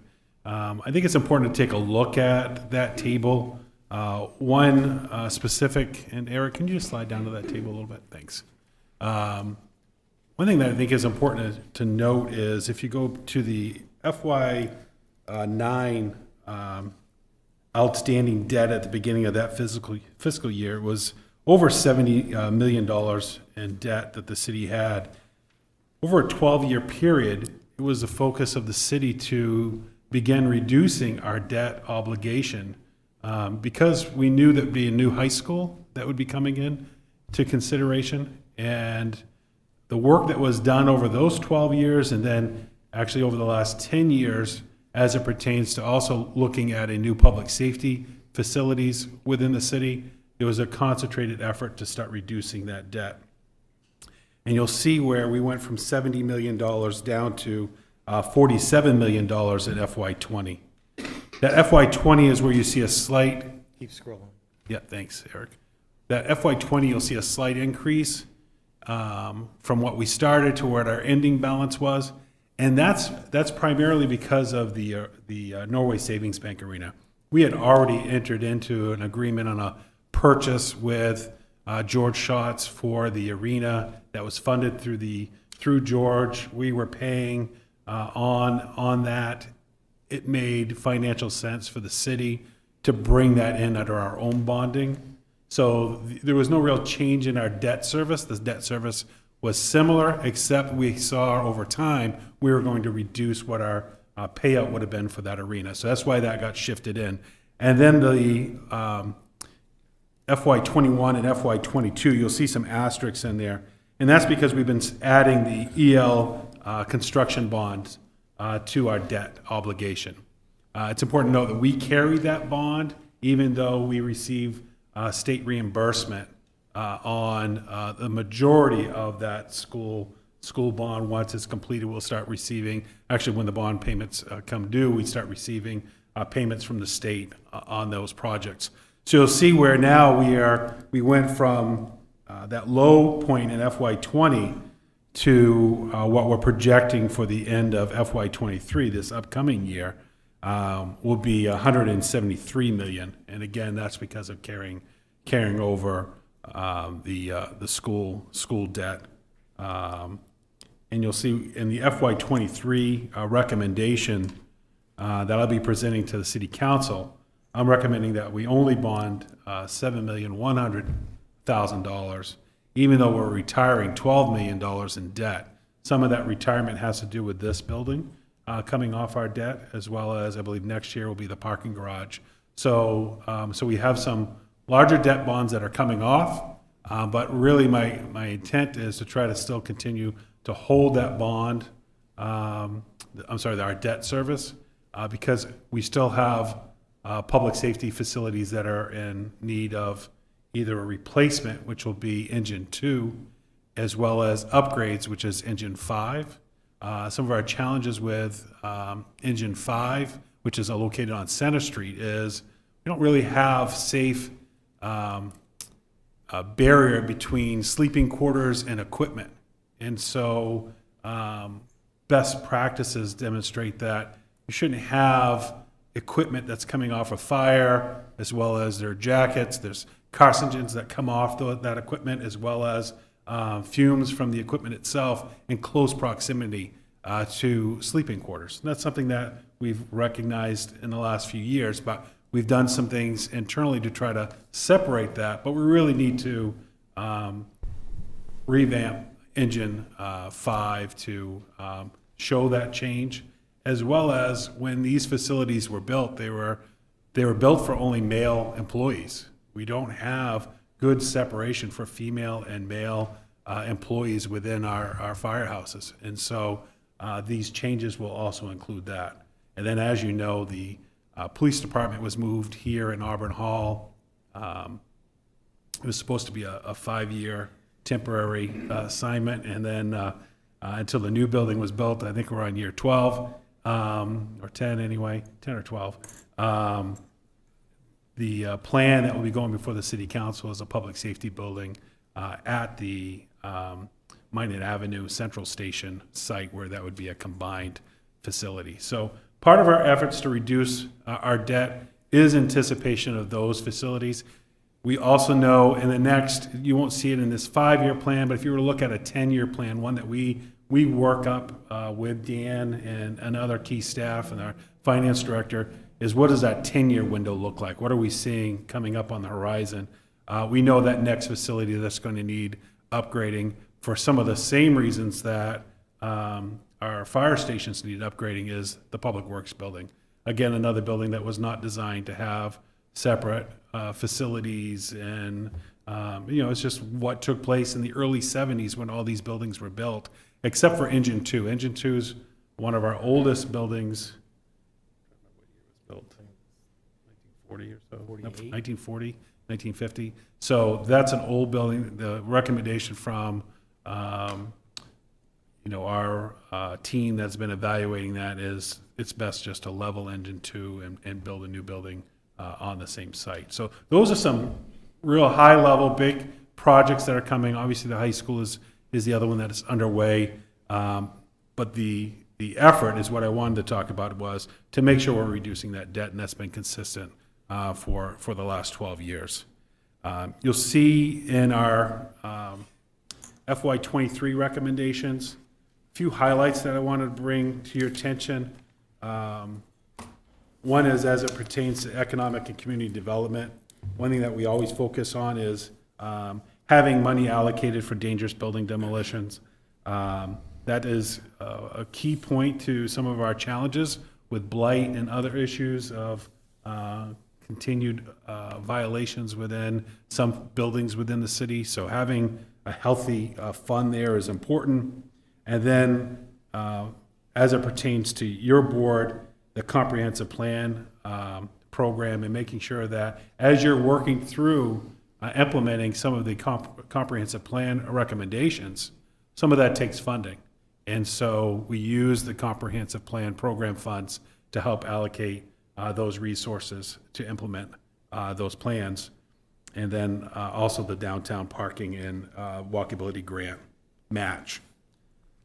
The other highlight that I wanted to make was a change that we've done within our staffing for departments. We've done a lot of realignment within the departments. One of those was creating the capital investment and purchasing department, which is now engineering is part of that, but that's the department that Dan oversees. So all our infrastructure now rests within that department. You'll see a change if you've been looking at our CIP plans over the years. You'll see a change where now under that capital investment and purchasing description for that department, you'll see facilities are under that, as well as citywide vehicles and engineering. In the past, every department would have a vehicle, or every department would have a facility upgrade. Now all of that is centralized within this department. It's ensured that this team is looking at maintenance. They're looking at work that's being done. This team also does all the purchasing. Derek Belanger, who's our purchasing agent, is under, our manager for that, is under Dan and working through that. We're seeing a great value in that. One of the things that was, timing was really ideal. After we had done this, we had been working with the school department regarding some challenges that they were having. The city now oversees transportation, facility, and capital infrastructure within the school department. And that's split between the capital that Dan oversees, he and his department, and then transportation and facility is done through Public Works, which oversees all maintenance. And so big changes within that, but we think that that best aligns with the work that we do on a regular basis. It ensures for the school department, the school officials can really focus on the education components of meeting their goals within the school department, and not needing to focus on some of those challenges when it comes to transportation and facilities. I think the only thing I would have, I'm going to ask Dan just to highlight probably one more thing within what we're proposing, and that's our road infrastructure changes. I know that's a topic that we get asked quite often. We'll give you just a quick overview on that. Bottom line is we have more roads than we have money to repair. And that will always be the case. It's not sustainable to be able to meet that at our current level of what we're looking to take on for debt. We only repair a very small percentage of our roads, but a lot of times people don't realize that the roads that we're responsible for are different than the roads that the state's responsible for, and sometimes we're in their queue on some of those replacements. But we have a team that's really working hard to focus on going after funding that's coming in through the state. There is a Transportation and Infrastructure Act that was introduced by the federal government that's trickling to the state. We are part of those discussions and monitoring that to ensure that Auburn is at that table, to ensure we're receiving those funds to make sure we're addressing some of our road infrastructure challenges. Dan, I don't know if you want to highlight anything else. A number of years ago, I developed a plan. I was asked to do, what would it take for the city to do 20 years, repair every road, make every road good condition. It worked out to about $8 million a year 10 years ago, or 5 years ago, whatever it was. That number has grown to probably $11-12 million current dollars. We fund about $3 to $4 million. So you can see that 20-year plan is really more like a 50-year plan. The city will never catch up, let's say. So what we've done is we've taken an approach where the roads we do address, we're addressing right. So in the future, we're just doing overlays, almost like the state has an approach on their streets. Lakeshore Drive, for an example. You'll notice every 6 years, it gets about 3/4 of an inch of pavement. And that's all that road's ever going to get from the state. They don't have enough money to fix it correctly, so that's their approach. They do, it's called a micro shim on all their state aid roads, their state roads. That's all you're going to get for a treatment, unless something catastrophic happens, which Nothing else is gonna happen unless that happens. So the way we've approached it is when we go in, we do a road, we're treating it as the best means practical so that when we come back in 5 to 10 years, we're strictly doing we call it a structural overlay. So we're doing inch and a half pavement so that we don't get that micro cracking and the longitudinal and horizontal cracking in the pavement. You won't see that on these roads. There's fabric put under every road we build now. We have separation between our layers. There's drainage improvements that we make. So the roads that we do address, we're addressing correctly. We're not putting Band-Aids. We're actually fixing them so that when it comes back around to address any situation on that road, it's just the costs are greatly reduced. It costs about in today's dollars, $4.5 million to do a mile of road, just to give you an idea. And Auburn has 235 miles. And so that number varies, country road versus city road, sidewalks, no sidewalks. So we're doing everything we can to stretch that dollar. We actively participate in the state's municipal partnership initiative, which is a 50-50 split on state aid roads. So those are state identified roads, but they're within the urban compact, so the municipality is responsible for all the maintenance of that road. Those are streets like Mount Auburn Avenue. When you get to Whiting's Farm, you'll notice that urban compact sign. Everything inbound of that is the city's responsibility. Outbound is the state's responsibility. You'll notice, I think that is getting a micro shim this year as well. We're actually going to be reconstructing Mount Auburn Avenue this year, inbound of that urban compact line. So there are vastly different approaches to the way we maintain our roads, but we're doing everything we can to stretch our dollar. So that's our presentation. Like I said, I know you have a lot on your plate tonight. We're happy to answer any questions you have, any feedback you have. I will be presenting this to the council. And just for a correction, I noticed that the slide that they had earlier had a timeline for that workshop. Because the 18th is a holiday, the council meeting is actually on the 19th. So just a correction on that. That council meeting will be the 19th. That's also when I'll present this back to the council for final presentation to the council as my final manager's recommendation. And so any feedback you provide me tonight, we'll be able to make those changes in the upcoming budget. Any questions or feedback? I will say, I really like the idea of the capital investment and purchasing piece. That was smart.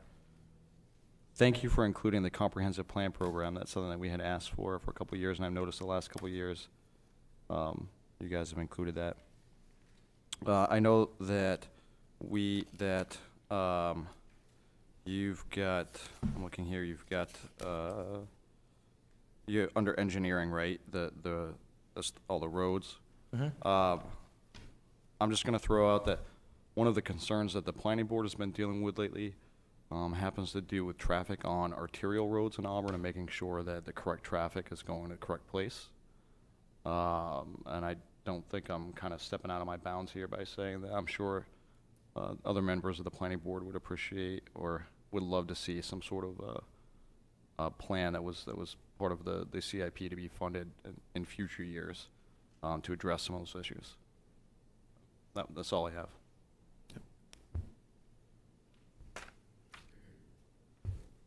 Anybody else? All right. Thank you very much. Thank you.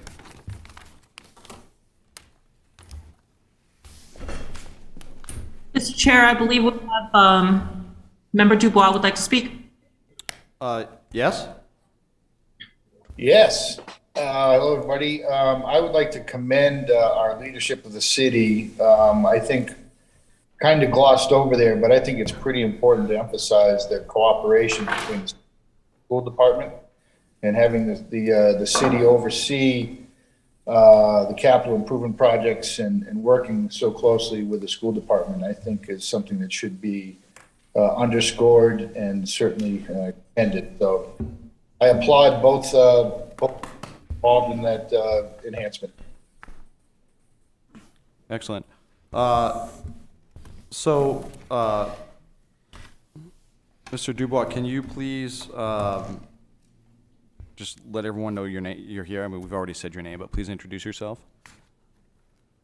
Sure, Brian Dubois, member of the planning board, and out of state at the moment, so this is our way to connect. Okay. Mr. Dubois is a regular voting member of the board, and now that he is present,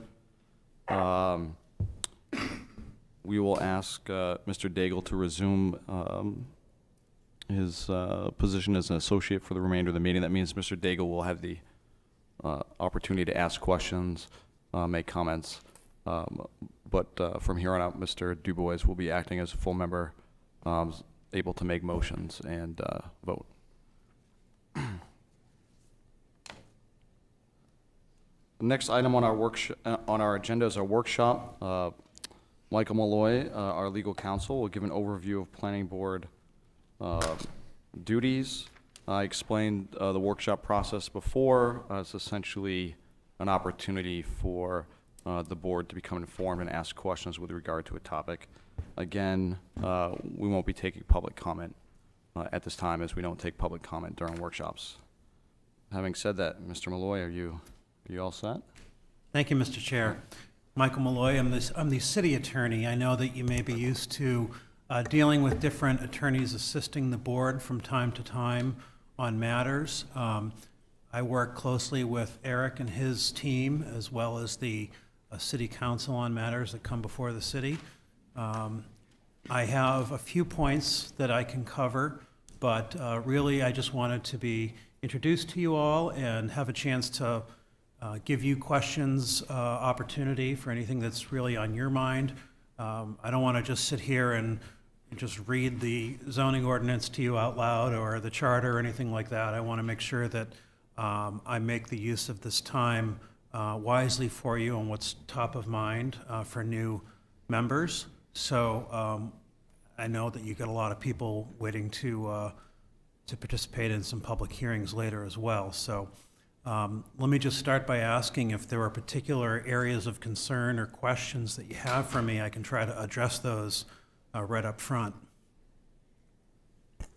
Yeah, so having been on the planning board for a long time, I know that there's a couple areas that always are sort of new for new members, things that we don't necessarily have to think about outside of our work within the municipal sphere as public officials. Three of them being people get confused about the idea of conflict of interest and what actually constitutes a conflict of interest. Oftentimes they conflate conflict of interest with bias, and there are rules with regard to both of those. So maybe identify what conflict of interest means and how that differs from bias, and what a board member might do if they feel that they have a conflict of interest or maybe in a position to be termed bias. And the other one is always ex parte communications. That's a big one that trips people up. People are used to being able to sort of speak to whomever about whatever, and we have specific rules around that. So I think that's important for members to know. And after that, I'll open it up. Are there other things that board members would like to hear about?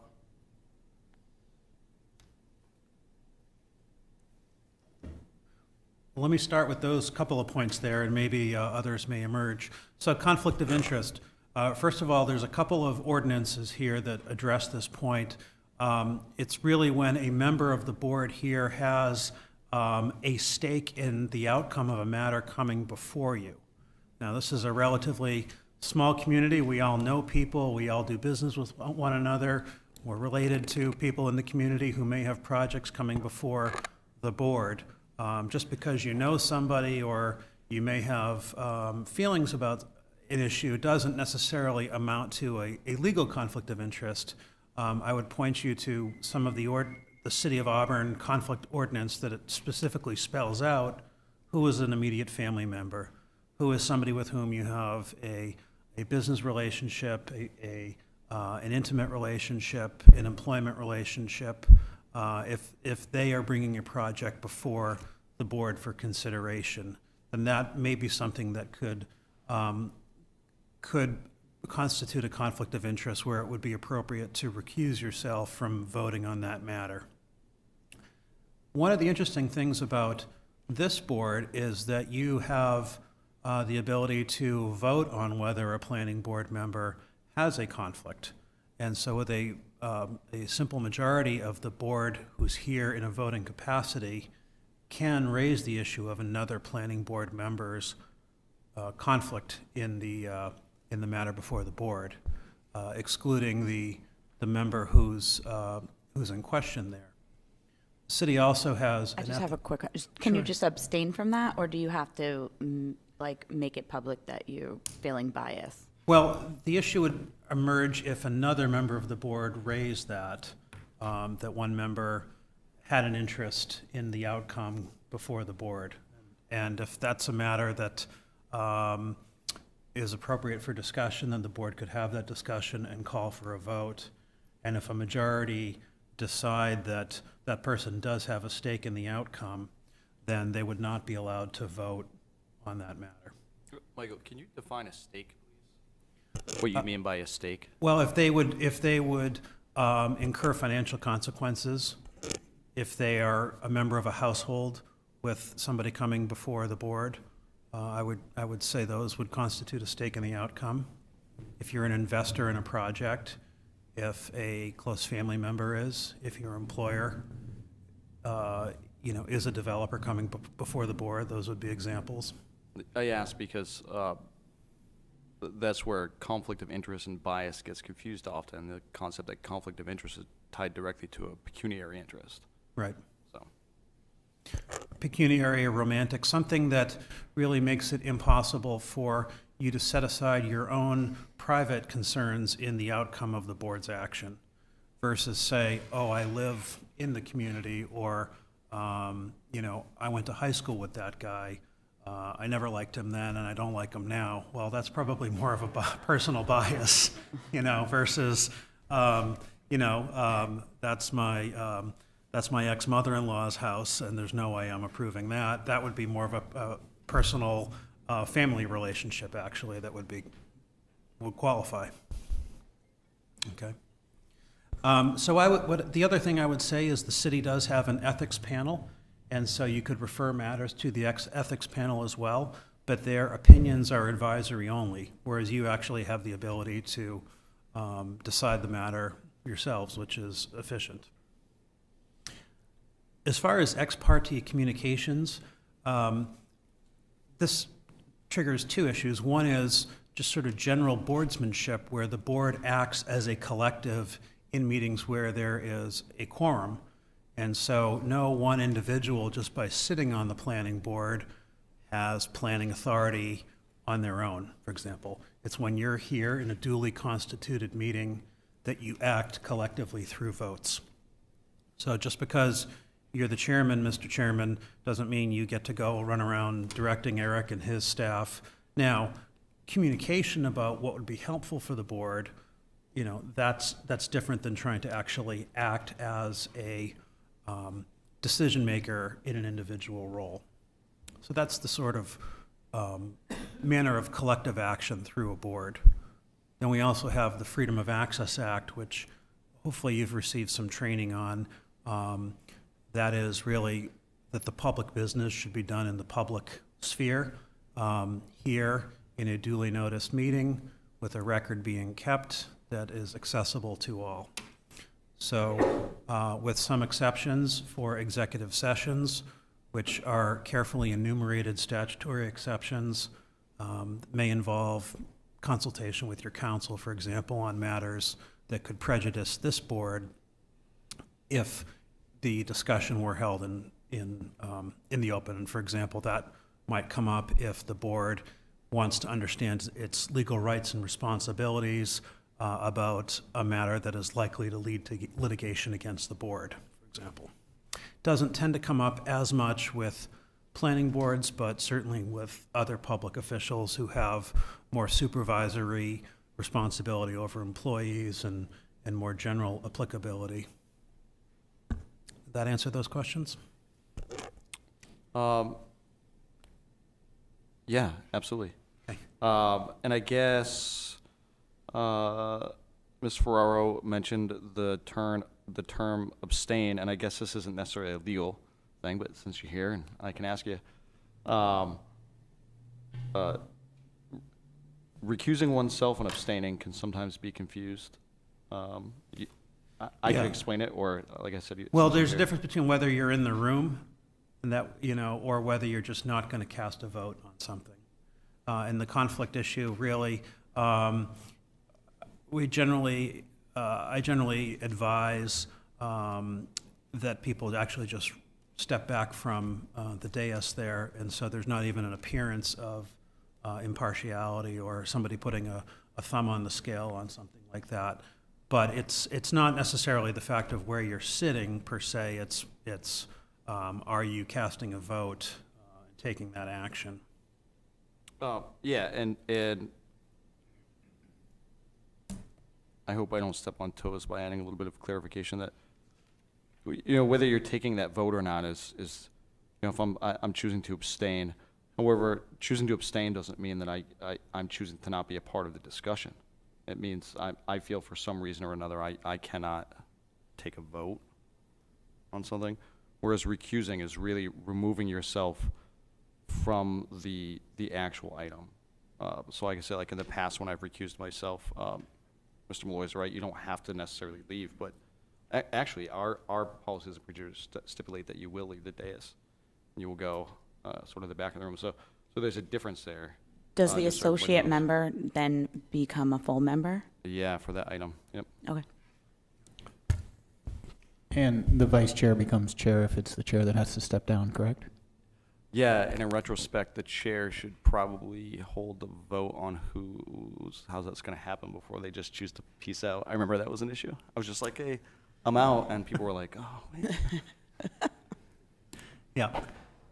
If I could just ask a question, in the past, even when there is a concern about the perception of a conflict or a bias, board members have said, hey, my family member lives next to this project, explain why they think they don't have a conflict and why they think they can act impartially, and let the board weigh in on whether or not they agree that that person can stand. Is that a good practice, or should we avoid that? Yeah, well, certainly promoting board members volunteering potential conflict, I think builds trust in the community and among the board that things aren't being hidden inappropriately. And even if more often than not, it doesn't really rise to the level of an impermissible conflict, but just to have that discussion is a very healthy dynamic. Yeah, a couple other points, just general duties about ordinance review, ordinance proposals, the impact of petitions on those ordinance. Do you have any questions on those? I see you've already covered CIP. You're already working through many of the various responsibilities that you have. I assume you're familiar with those, but. Any questions about those specific topics from members of the board? Okay, then. Well, All right. Eric can always find me if there are specific questions that come up, and we'd be happy to answer those or send an advisory opinion or a written question and answer. But it looked like you have miles to go before you sleep, so I'm happy to cede the floor. All right. Thank you for very your much. service. Thank you.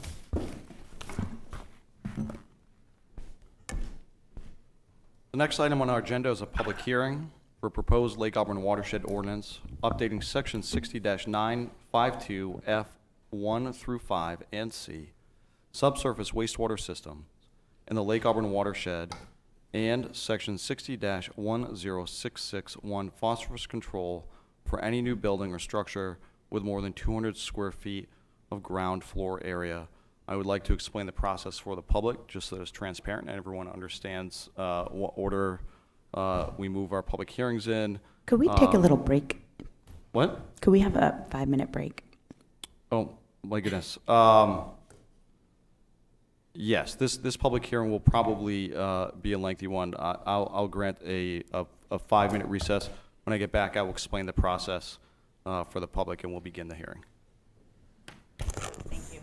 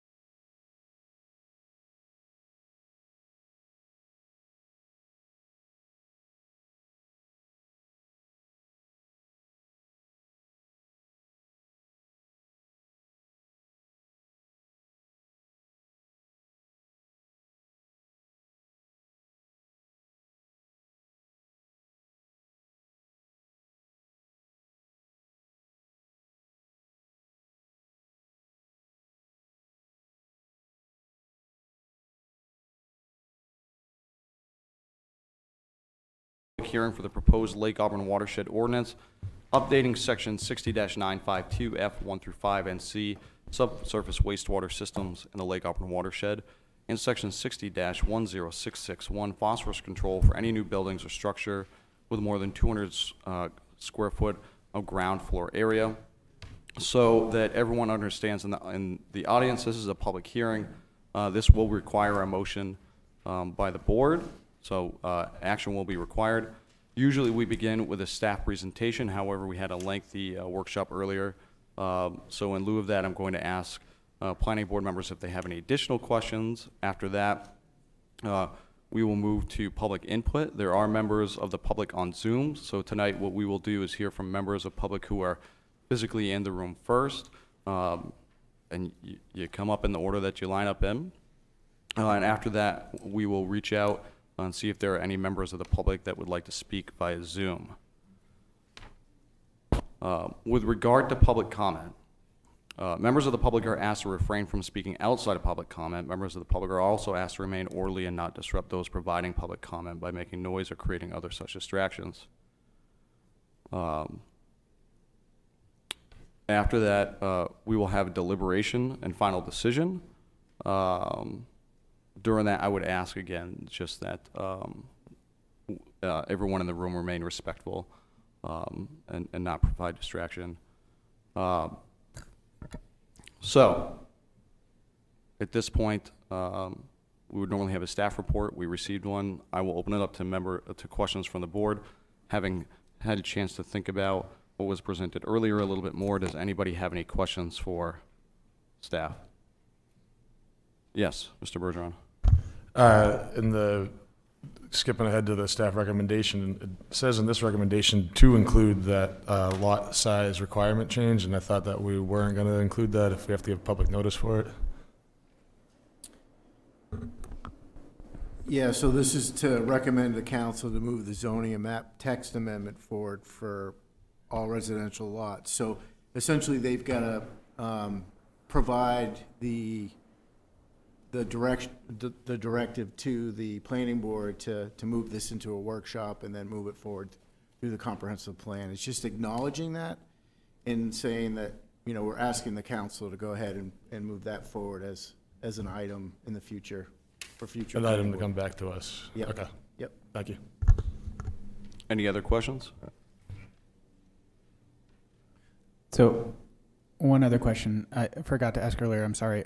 Have you proposed any edits to the, related to the agriculture and forestry?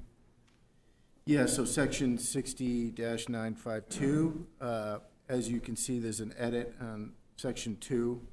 It goes from 50 to 100 feet wide.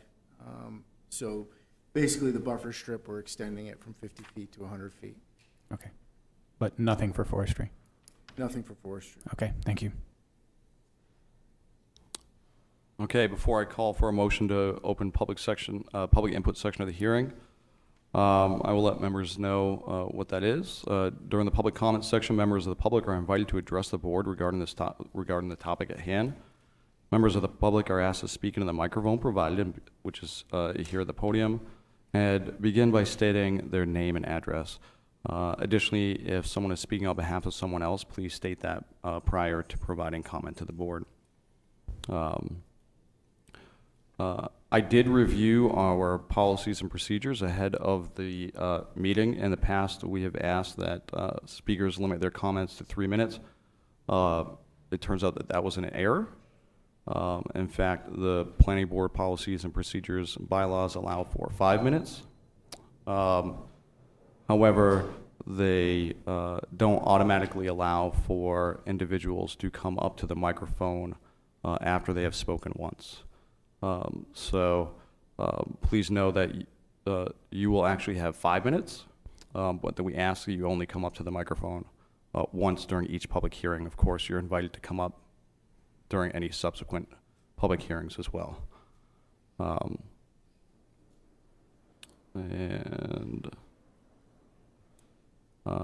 The rules of the board indicate that this time is intended for the board to hear from the public.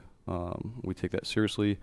But because of that, it is not the policy of the board to answer questions during the public comments section of a hearing, members of the public should know that generally members of the board will take notes during public comment and address questions that may arise once public comment has been closed and prior to deliberation. However, in some very limited circumstances, the board may ask clarification from staff during public comment or for clarification from a member of the public who is addressing the board. So, to that end, I would seek a motion to open the public comment section of the hearing. So moved. There's a motion. Is there a second? Second that. There's a motion, a second. All those in favor? Aye. Excellent. I was just going to get to you, Brian. So that is unanimous. We've now entered into the public comment section of the hearing. If you would like to address the board, please come forward and do so.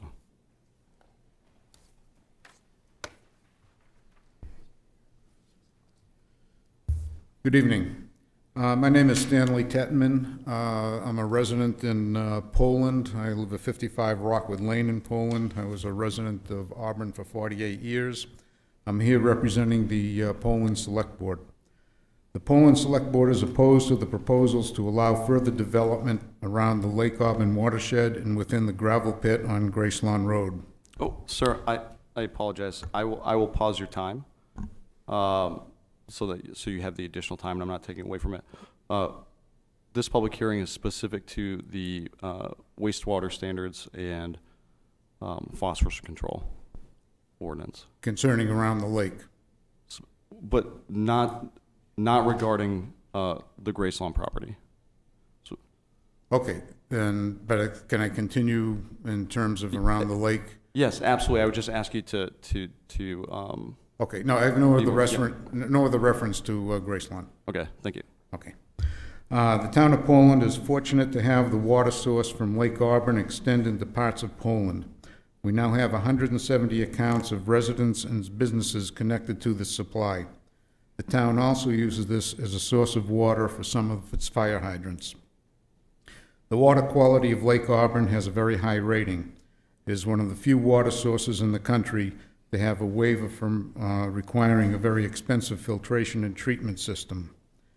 As with almost all lakes, the lake is in a fragile state due to climate changes and non-point sources of pollution. In recent years, there have been outbreaks of algae. There are also many fewer days of having the lake covered in ice. This allows the water to become warmer, increasing the opportunity for algae blooms and growth of invasive species. Disturbing soil around the lake will cause the disturbed sediment and stored nutrients to more easily flow into the lake. Whatever theoretical financial benefit from development will be taken away by the cost of installing and maintaining a multi-million-dollar filtration system. The proposal to use higher quality and new types of septic systems is a good goal. This would provide extra protection of the lake when systems have to be replaced, but this is not a reason to allow increased development around the lake. Any development will increase the impervious area, preventing rain and runoff to be absorbed into the ground. There would be more paved areas. The trees will be cut to create house lots and lawns. The runoff from roofs, lawns, decks, patios will bring more phosphorus and nutrients into the lake. Over the years, many lakes have degraded because of development and not paying attention to warning signs or history of degradation of other lakes. Once a lake or river degrades, it is almost impossible to repair the damage and return the water quality to its original state. It costs hundreds of thousands, or perhaps it was millions of dollars, to bring China and Sabatis lakes back to a point where they could just be used for recreation. The town of Poland has a number of lakes and ponds. We are well aware of how difficult it is to maintain their water quality. Thompson Lake is bordered by 4 communities. It's considered one of the cleanest lakes in Maine, but it is also considered very fragile. Without rigorous standards of protection, it could easily degrade. And I am on the board of the Thompson Lake Environmental Association. I've been involved with them for about 10 or 12 years and have spoken often with Scott Williams, who does our water testing, and he's the one that has provided that information to us. Poland has a vested interest in the quality of Lake Auburn. If it should degrade to a point requiring a filtration system, the cost would be tens of millions of dollars and possibly $1 million or more to operate. If stringent protections are not in place, the filtration system may also fail. Poland users would have to bear part of that cost through the significantly higher rates. The decisions being made on development around the lake will alter the future of Auburn, Lewiston, Poland, and surrounding areas for generations. The effects may take years to develop, but they will happen. When they do, it will take significant amounts of money and many years to try to make repairs to the damage. With all due respect, these are decisions that should not be made by a handful of people on a board or a council. In the interest of full transparency, you should allow the citizens of Auburn to vote on a momentous decision such as this. We have all seen the dangers and results of putting money ahead of protecting our environment. Please do not make this mistake. Please put the safety of our citizens and protection of the environment ahead of greed. Thank you very much. Thank you. Is there anyone else that wishes to address the board?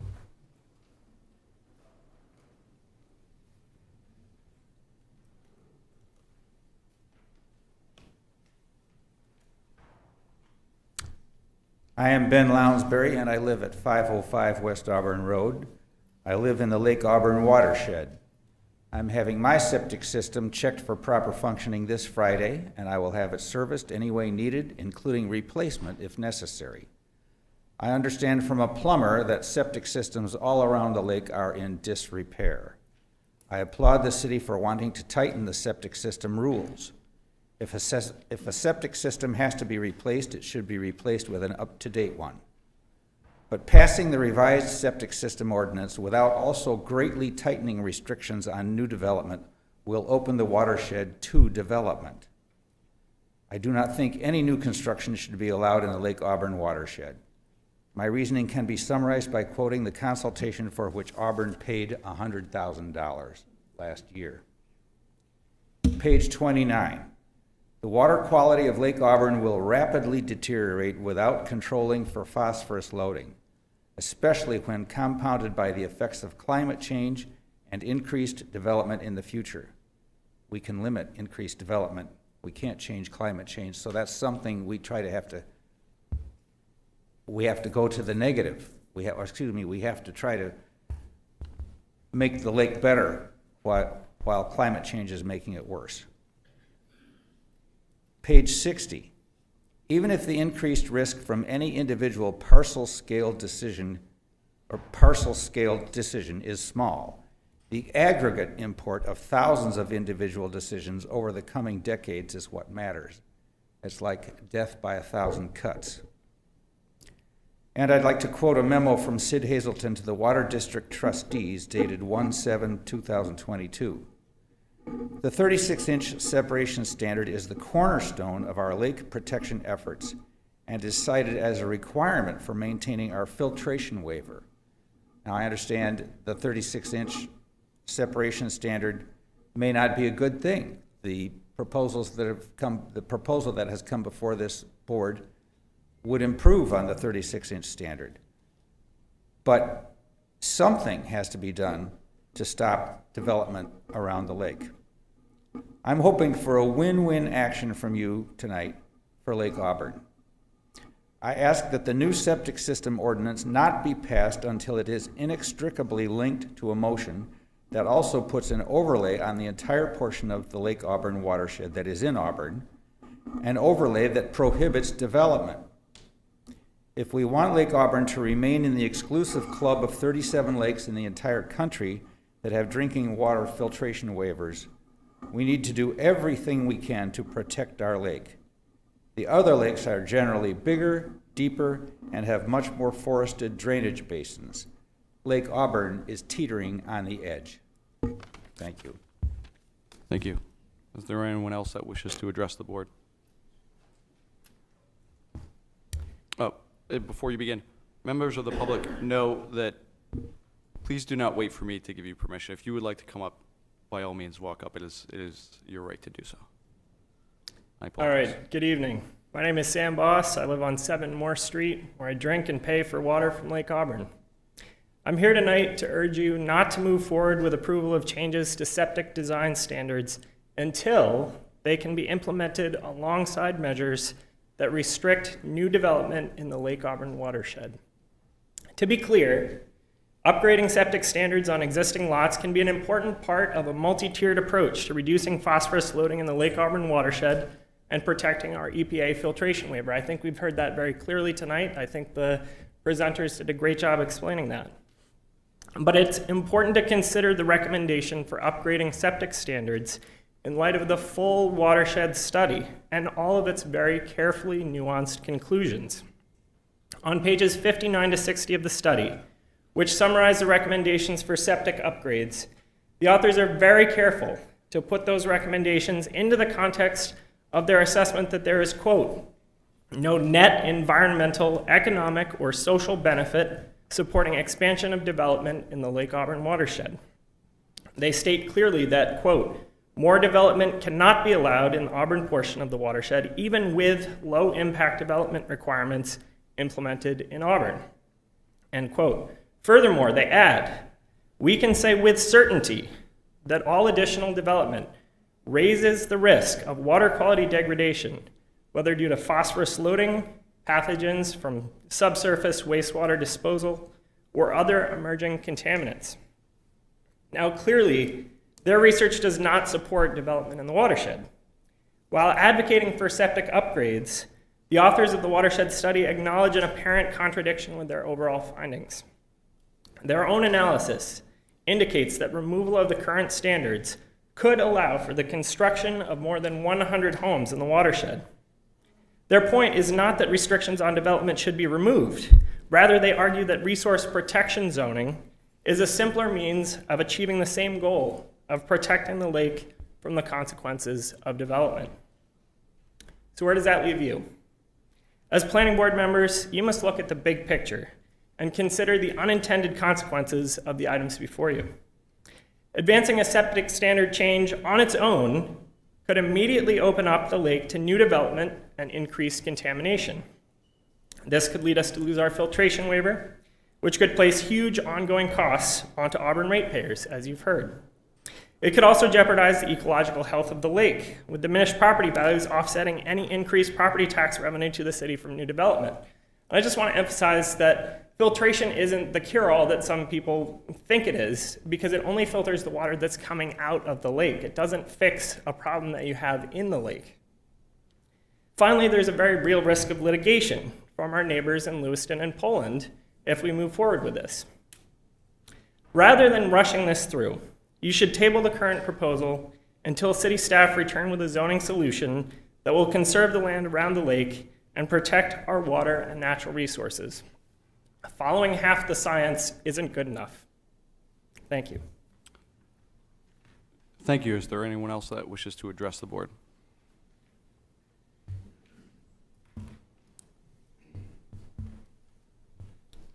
Good evening. My name is Bruce Ryu, and I live at 85 Mary Carroll Street in Auburn, and I'm a water ratepayer, and I've got a couple other properties up there.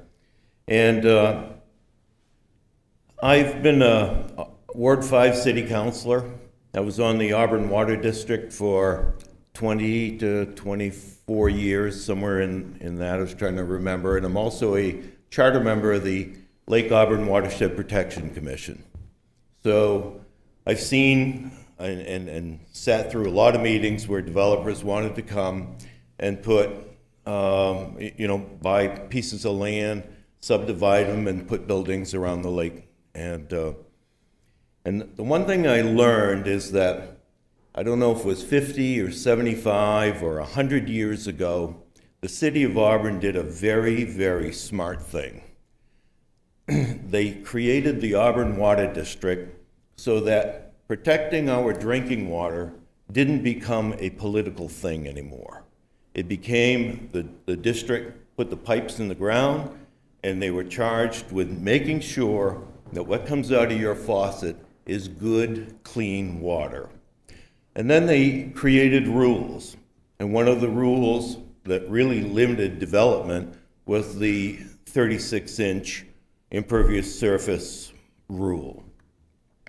So that rule is really basically, if you look at the new standards that the new septic system proposes, is about the same thing. Because they're saying 12 inches, and then you can bring in new soil at 24 inches, and I might be a little off on the specifics, but you're really creating a 36-inch bump so that your water is, your leach water is filtered.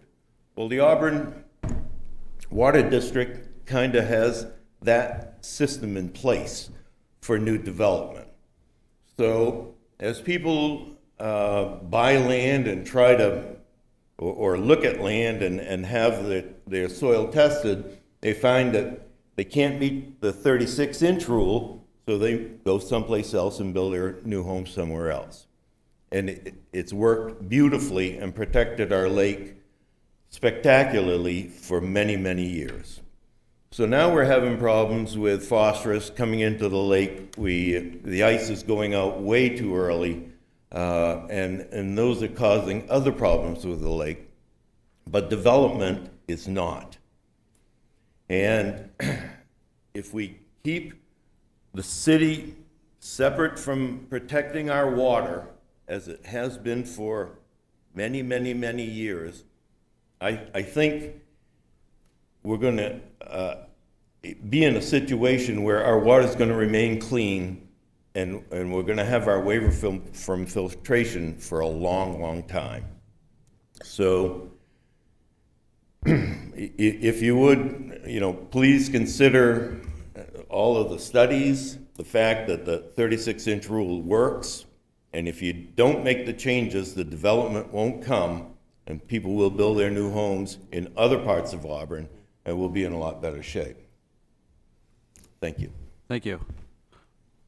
Does anyone else wish to address the board on this topic?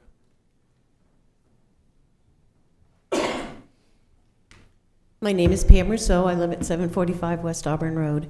One of the things that really, really concerned me is you have people that have septic systems now and don't take care of them. I take care of mine. But now you're going to add the water that goes around, and you're expecting the people without monitoring that they're going to do whatever they have to do, like you talked about dredging or whatever. And that really, really concerns me because there's no accountability.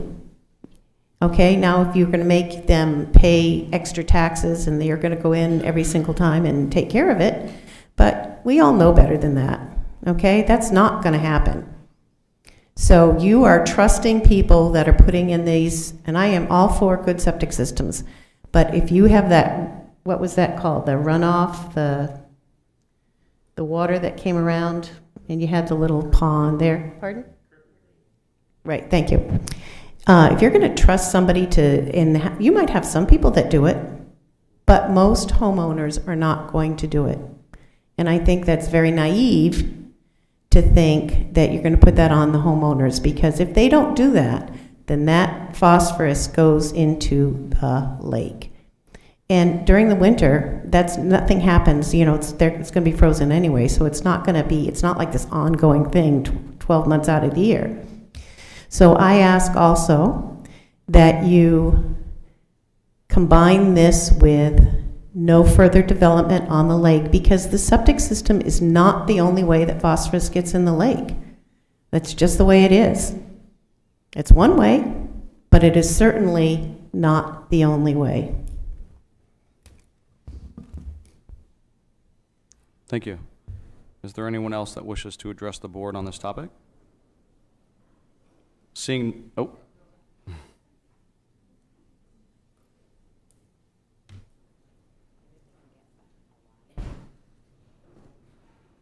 I'm Bonnie Lounsbury, 505 West Auburn Road.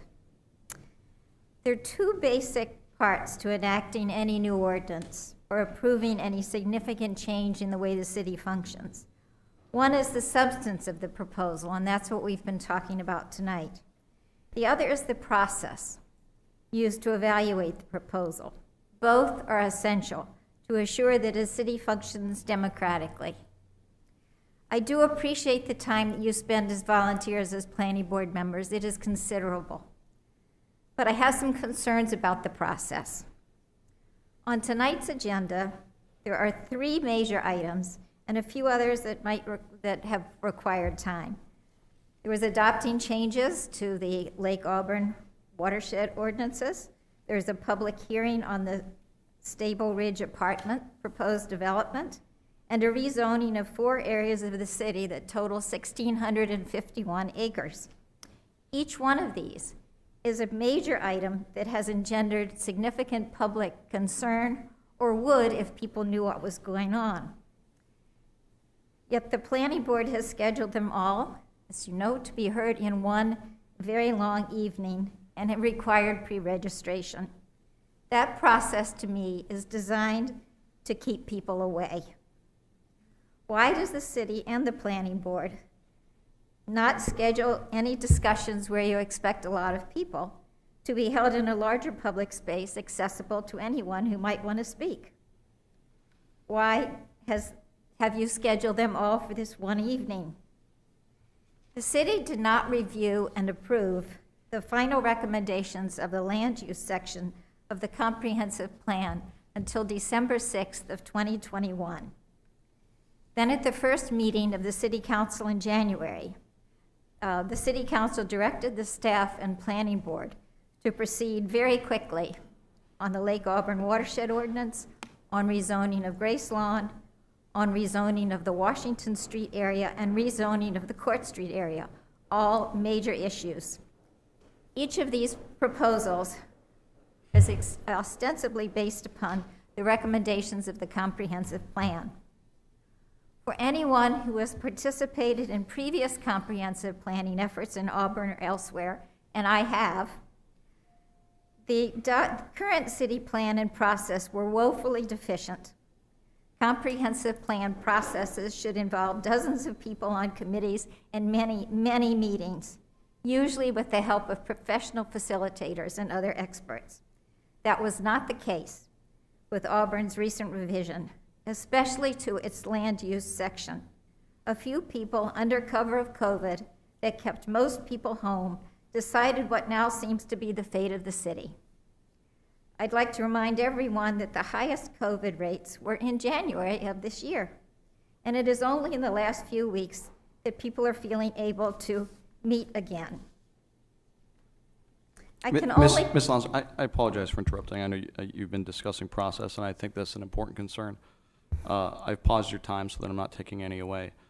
We do ask that people stay on topic, so I'm going to ask a clarifying question. Are you expressing your concerns with the process in general, or are you expressing your concerns specific as they apply to the topic discussed in this public hearing? The topic we're discussing in this public hearing and the way things are approached overall. I have only a couple of more sentences. Thank you. I can only conclude that the way things have been scheduled with the agendas before the planning board and the city council, that there is no real desire to hear what residents have to say. And there is some other agenda driven by people whose names are not disclosed to push at breakneck speed to transform our city. I think it is time for the planning board and the council to slow down and welcome people to speak freely. Thank you. Thank you. Is there anyone else in the public here that would like to speak? Good evening. My name's Mike Adler. I live at 82 Loring Avenue in Auburn. I've been a plumber for over 40 years. I am also a licensed plumbing inspector. Kudos to Eric and the new designs for the septic systems. I think it's great. I've inspected some of these other ones, and it would make your hair curl if you saw some of it. Although I don't think that the new design should be used as a tool to have new development. I really don't. I think it's great for new housing, new septic systems, but not development around the lake. The Auburn Water District has bought up most of the properties around the lake for that reason, to take care of it and protect it. I personally, along with my wife, fish on that lake quite a bit, and we have seen a change in the water quality just by being out on the boat taking the electric trolling motor, going around and fishing. We've seen a difference. We've seen a difference in the amount of fish, difference amount you catch. We do all catch release. Now, it doesn't make sense to me to put more housing around the lake. And if you go on the Spring Road and you look all the runoff coming down from West Auburn Road, you can see where it goes, right straight down into the lake. And as they alluded to tonight, we already have houses up there with septic systems and leach fields on one lot. And what's that doing? That's coming down through the water and going down the lake, down the hill. And as we all know, everything flows downhill. I urge you to table this and put it aside and not do any more development around that lake and protect our drinking water. Thank you. Thank you. Is there anyone else in the room that wishes to speak? Steve Melks, 82 Alderwood Road. I'm also president of the Auburn Water Trustees, and wanted to just let you all know we did vote as a board in favor of these, supporting. It's a non-binding. We were asked our opinion. We did vote in favor of this new septic ordinance. And I'd point out a couple of things. The city invested in both Lewiston and Auburn invested in a ultraviolet plant about 10 years ago. It was about $2 million, cost $40,000 a year to run. That was not due to development around the lake. That was the existing issues that are in the lake. What the septic system addresses the existing issues in the lake, and that's why we supported it. As a note, I have a camp on Thompson Lake. A gentleman mentioned it today, earlier. We replaced our septic system, and we did it with an EnviroSeptic, specifically the way it was discussed here. It's a far superior way to handle wastewater around the lake. And so I encourage everybody that has an old septic system around the lake that they should be replacing it, because the problems with the lake, we can't do anything about whatever's happening in the environment, but we can change what's going into the lake through the septic system. And this is one way that it can be done. There's a number of other things, but I just wanted to let you know that the Water District trustees did vote in favor of supporting this change in the septic system. So, thank you. Thank you. Is there anyone else in the room that wishes to speak?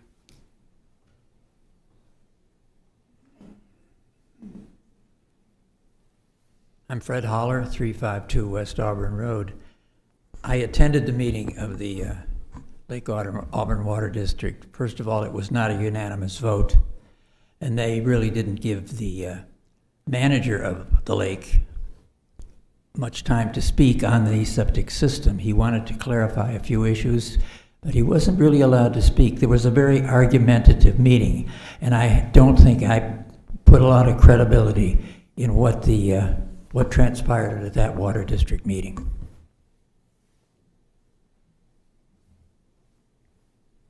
So, I apologize. I didn't realize what direction Mr. Holler's comments were going in, but in general, we ask that members of the public not disparage, that it's certainly appropriate to discuss procedure, and I think it was certainly reasonable for Mr. Holler to point out that it was not a unanimous vote. However, we would ask that people not interject their personal opinion about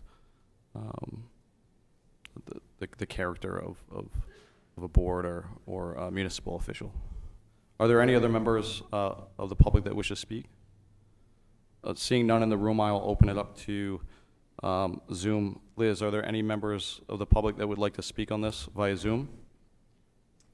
Mr. Chair, there are no hands raised here on Zoom. Seeing no more members of the public who wish to speak, I would seek a motion to close the public input section of the hearing. So moved. Is there a second? Second. There's a motion and a second. All those in favor? Aye. Thank you, Mr. DuBois. I apologize for not asking you specifically, and I applaud you for being diligent. Let the record show that Mr. Dubois voted in favor. So, at this point, the members of the board need to deliberate and come up with some possible action. To recap, I think we've heard a lot tonight. We've heard from soil experts and staff that this septic system design is superior to the current design, that the current design leaches effluent directly into the groundwater, possibly. We heard from members of the public citing the FB environmental study that was done in conjunction with the University of Maine that indicated that they believe that the septic design was preferable to the current design, but then added the caveat that that needed to be balanced with development. I know that there was a lot of discussion of development tonight, although I will say the topic in front of us is not whether or not we're adding houses to the lake. That's not what we're talking about. What we're talking about is whether or not we believe the current septic standard represents the best standard for treating wastewater in the watershed. Having said that, I think it would be foolish to ignore that such a decision does not occur in a vacuum, and that there are implications outside of just whether or not we have the best wastewater treatment systems available on private lots. So I preface any discussion of the board with that, and I will open it up to members of the board who wish to discuss. So I just have a quick question. If we pass this, do we enter into a position where, or if City Council were to pass this, do we enter into a situation where the Auburn Water District rules are actually different from the city rules, and if so, which actually apply? We've spoken with the Auburn Water District and with the superintendent there to understand whether or not there have been adoptions of an ordinance like this. The Auburn Water District does not have an ordinance that covers subsurface wastewater disposal. The Lake Auburn overlay has been relied on by the district for protection of Lake Auburn, but they don't have their own ordinance that covers this same topic. Thank you. Discussion from any other member of the board? Yes, Mr. Chair, I have a few questions, if I may. Yes, absolutely. Few comments that I heard, that this is not a fix-all, and I think we all recognize that. B, that there are some changes to the lake that we've noticed, whether fishing or otherwise. So really any improvement would be just that, an improvement. In my eyes. Third, there was talk, and I guess here's my question for staff, about folks being naive to how specifications would be monitored. But I'm thinking our staff can comment to that, on how that process works when someone has to make a leach field or a septic improvement. So, yeah, to answer that question, Brian, so the site evaluator essentially creates the design, and that design is required to go back to the city for permitting. So there's essentially a plumbing permit. The LPI inspects those installations. So for example, if the site evaluator in our ordinance states that it's required to have a diversion ditch, that's the responsibility of the city to make sure that that gets put in there. The elevations are checked as well. So when they assign these, we talked about a lot of numbers, and everything's based on a temporary benchmark that the designer designs everything around. But part of our inspection is to verify those elevations and the size of the bed is correct. And the items that are being spec'd out in what's called the HHE 200 form, that is the design document that is used by the site evaluator. That is the baseline of guidance document for our licensed plumbing inspector for the city. We have 3 licensed plumbing inspectors in the city, and they work, if the project is in the watershed, they work with the Auburn Water District to make sure that those are reviewed by them as well and inspect those as they are installed. Every septic system in the city is actually inspected. And they check not only they check it at intervals of the process of the construction. So there's certain items that they particularly look for, the bottom of the bed elevation particularly, the type of sand that's installed. There's all kinds of checks and balances in there. Dave Roque talked a little bit about septic tanks and how those work. If it's a replacement system, they're looking at the sanitary tee, the device that really separates the scum layer on the top. We talked a little bit about that. So you have a scum layer on the top and you have solids on the bottom, and it's the effluent that goes to the septic field. So those are some of the things that our licensed plumbing inspectors, they are checking those items, and those are the checks and balances as they get installed. And what happens if the homeowner decides not to build to those specifications? There's fines imposed by the city. There's consequences. There's a corrective action established by the city under the enforcement piece of the plumbing inspector and the code enforcement officer, and then there's a process of that. So they really essentially have to follow that. If not, they're going to get fined. The fines start at Eric, correct me if I'm wrong, at $105, and then it goes up from there and there and there, all the way up to $860. Yeah, approximately, and then we would take legal action to get a court order to correct it eventually if the citations didn't accomplish that. I have a question off of that. So septic systems are already fairly expensive to put in or, change. This sounds like it's going to cost a lot more money.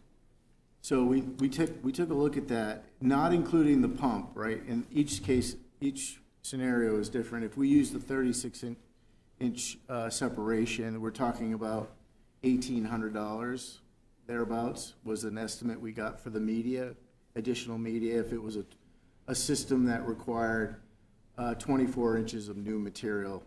So that's really the difference between this. The pump itself, that's really site-specific. If you have the grades, you could use gravity, but if you don't and you're required and you're mounting the system and you're requiring a pump, then that would add, potentially additional dollars to $2,500 or so. When you say new material, you mean the gravel or whatever it has to cover? Yeah, the additional 24 inches of material, yep. On a typical bed under a 3C soil, a typical size bed, we just used an average, so that's an average for a 3-bedroom home. One of the concerns we heard from the public was about the upkeep of that. So after the construction, though, of those septic systems, the city doesn't have any responsibility to check that they're maintaining their system. There is a consideration that in our staff report that requires septic system inspection at the point of sale. That is additional consideration that we are recommending, that we at least have a chance to go back and look at those systems after they're installed. There is the homeowner responsibility, as there is now, to pump out your tank every 3 to 5 years. So that's all we can really ask for at this point. And if a system does fail, we have enforcement authority, but we don't have a standardized inspect every 4 years. So we're talking about like, how are we going to make sure these people inspect these? Like, it would be the same way it is now, right? Correct. So, okay. But we're trying to understand that baseline information for the existing systems. Well, I'm just saying, and it track sounds the like new there's an ones. assumption that like people are gonna build something and just like, you know, let it go to waste. As, I guess if people are doing that now, then yes, I would be concerned that people will continue to do that in the future. I guess I would say, as part of the permitting, you know, is there something we can do? I know everything costs money, but like, can we actually get out there and check every septic tank, every septic system once within, I mean, these things last, what, like 40, 50 years? So can we check them like every 10 years? Every 5 years even? We On a rotating basis? we could establish an inspection program, and we'd really like to have a baseline of what we have for designs and systems and ages to look at that. But it would take resources. It would take the Yeah, it person would take that money. does It would those take- it would- inspections. Yeah. But I mean, you know, if we're talking about the lake, right? Listen, we're talking about septic. You want to talk about money? If it was my choice, we would just run sewer around the whole lake, and that would be expensive, but it would be the best thing that we could do. So There's I'm also not worried the- about paying someone to go out and. The homeowner's maintenance of that system preserves their own investment as well. I'm not saying that an entity that does Yeah. inspections is a bad idea.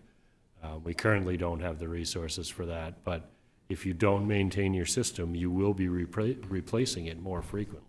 Yeah, no, I understand. And if it fails, we have an enforcement mechanism to make sure it gets replaced or repaired. Okay. There are some towns that require a proof that the tank has been pumped out once every 5 years. That's really, the homeowner's responsibility is don't pour tons of grease down the sink and all that kind of stuff. But the real biggie is pumping the tank. So I don't know if anybody would want to do that in Lake Auburn Watershed, but you could just say, you have to prove, you know, send a photocopy of a septic tank pumper's bill every 5 years. Well, And yeah, look, yeah, we get our septic pumped, and when we do, the guy inspects the tank and the leach field, and so, I mean, I guess there's no reason why that sounds like a much better idea.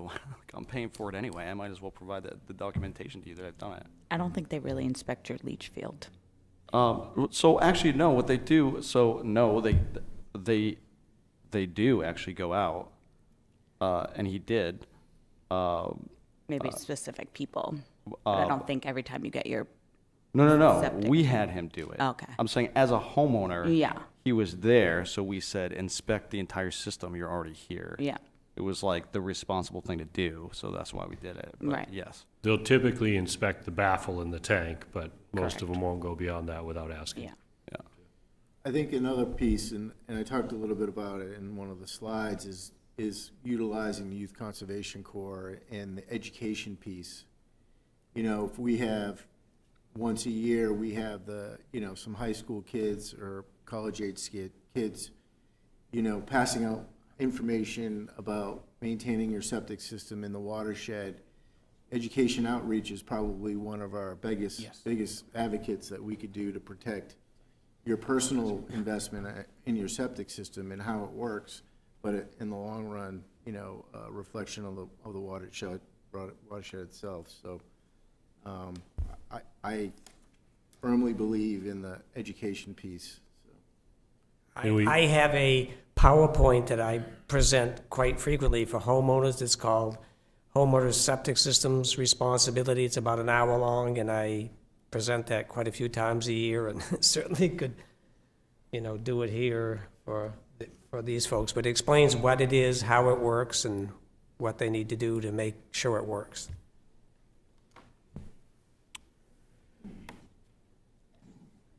Yep.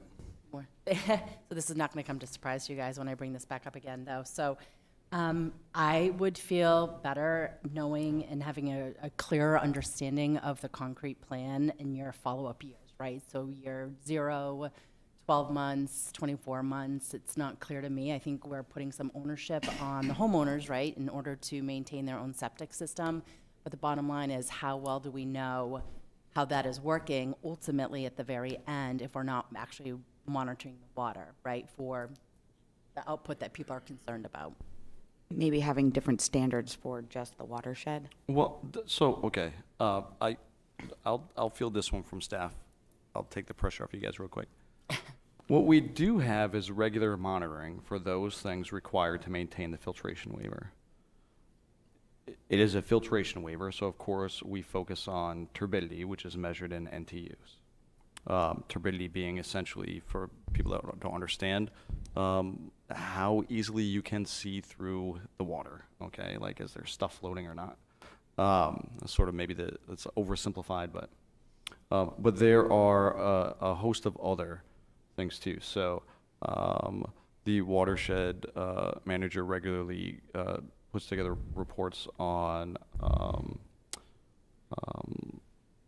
fecal counts, phosphorus, nitrates, and several other markers.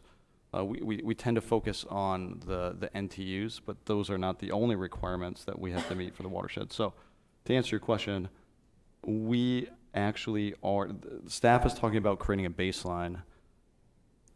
I'm not sure we need to create a baseline. I think that the water district and the watershed manager has the data. And as far as creating a baseline, it's a matter of going to Erica Kidd and saying, we would like to be part of your report out starting on this date, because that data is going to create our So baseline. is that the intent of putting that year 2, 4, and 6 is what he's sharing? That could be part of it. I think it lends itself to a bigger discussion that we need to work through some of these pieces. You know, if I look at the EPA's standards for measuring phosphorus, nitrogen, and things like that, there's forms that we can look to that the EPA establishes under the Clean Water Act that we use some of that information for site-specific. This would be considered to me a site-specific BMP, best management practice, and how that is applied versus the old system versus the new. I think that's part of a delta that we need to watch as well.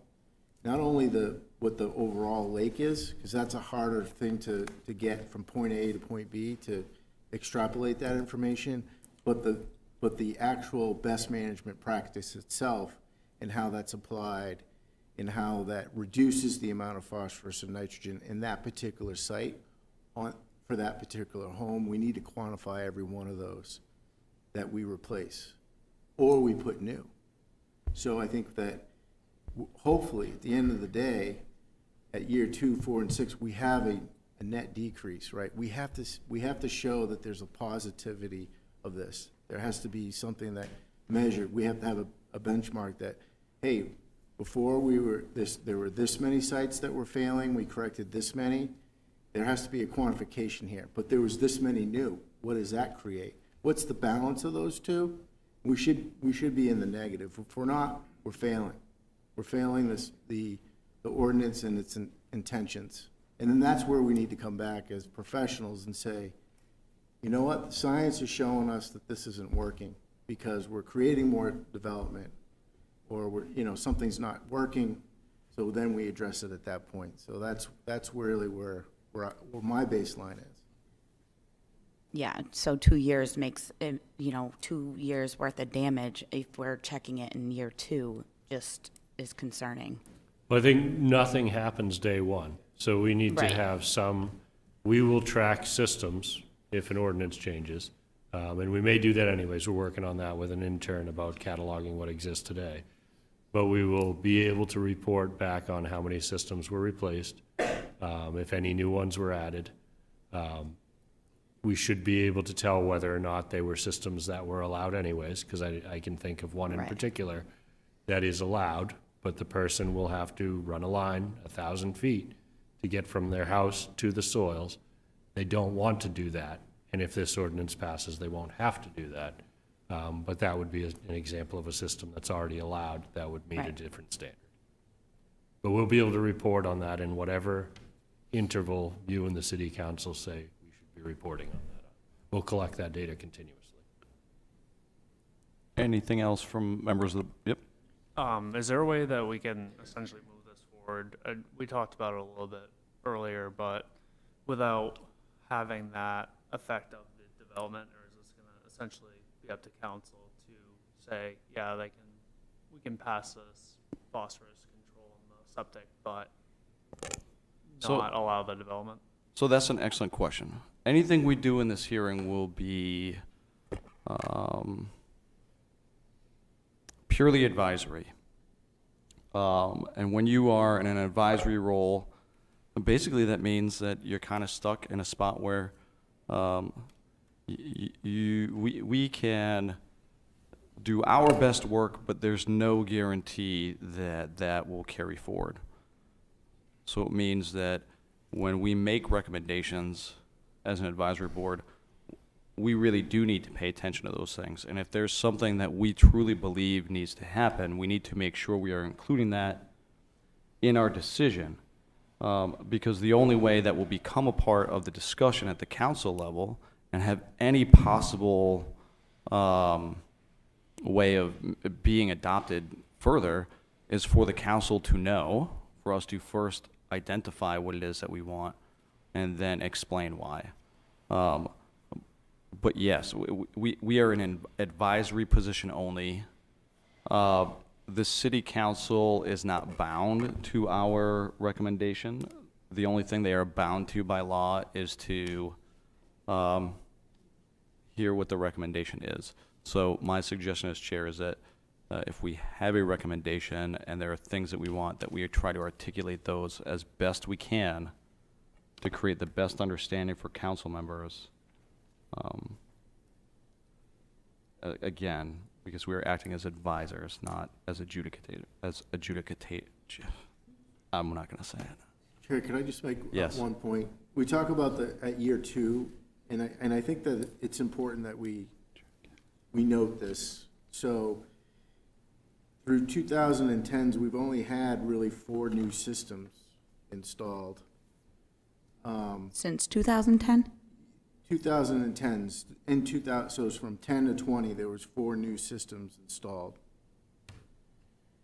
So, is there going to be more than that over 2 years?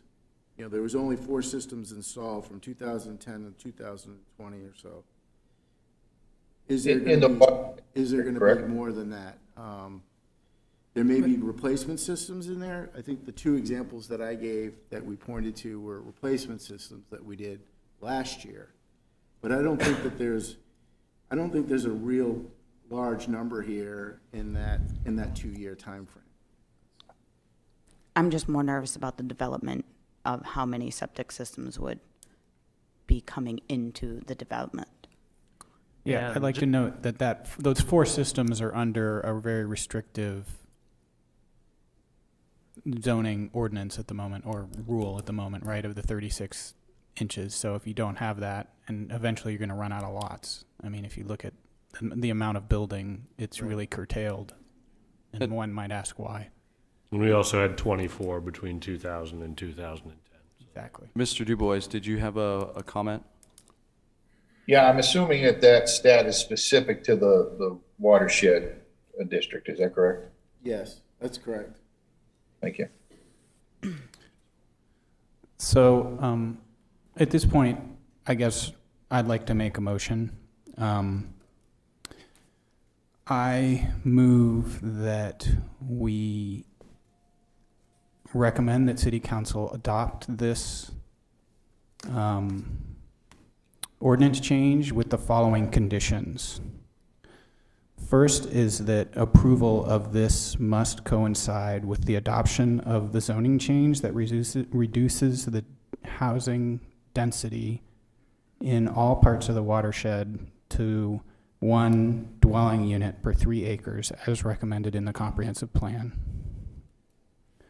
Second, that the city establish a monitoring of the lake and watershed with reports on a biannual basis based on a plan developed in collaboration with the Auburn Water District and other stakeholders. If degradation occurs, that if it's discovered that degradation occurs through that monitoring program, that the city enact some moratorium on the development until it can assess what needs to happen to stabilize conditions within the lake. And then 3, that will require an inspection at the point of sale and on an ongoing 5-year basis for all systems within the watershed. Mr. Duval, can you repeat that last point? Yep, the 3rd condition would be requiring inspection of all systems at point of sale and on an ongoing 5-year basis for all systems in the watershed. And just for clarification, by inspection, do you mean a city staff person, or could we have a requirement that they document that it has been pumped and inspected? I was purposefully ambiguous on that. Okay. There is a motion. Is there a second? Second that motion. There's a second. Is there any discussion on the motion? Yes, I'd just like to point out, one of the other concerns is around process. To staff, how many public discussions has this topic received? We've had two additional workshops or community conversations. We've talked to the council about this and now here, so this is the fourth time. And would you say that that is standard, above standard, or below standard? That would be above standard. Okay. And I guess my other point to process is we have the information before us that's been discussed in those forums. I happen to like the amendments or the conditions proposed by Mr. Duval, but those were not part of the discussions. So that concerns me when we make amendments or conditions like this, so it doesn't get enough public vetting. I'd just like to point that out there for our own habits, processes when we take these things on, as far as interjecting last minute conditions or amendments. I think we should vote on the subject matter before us. But having said that, I am not opposed to the timeline that has been presented. I have no objection to that. I think it's an issue that needs to be addressed. It's not the fix-all, but it's certainly an angle to, with the intention of to do nothing but improve our water quality. So for that, I would support not only the subject matter, but also the conditions as proposed by Mr. Duval. I have one more question. Yes. So as a realtor, how are you going to monitor when I sell a house if it's been inspected?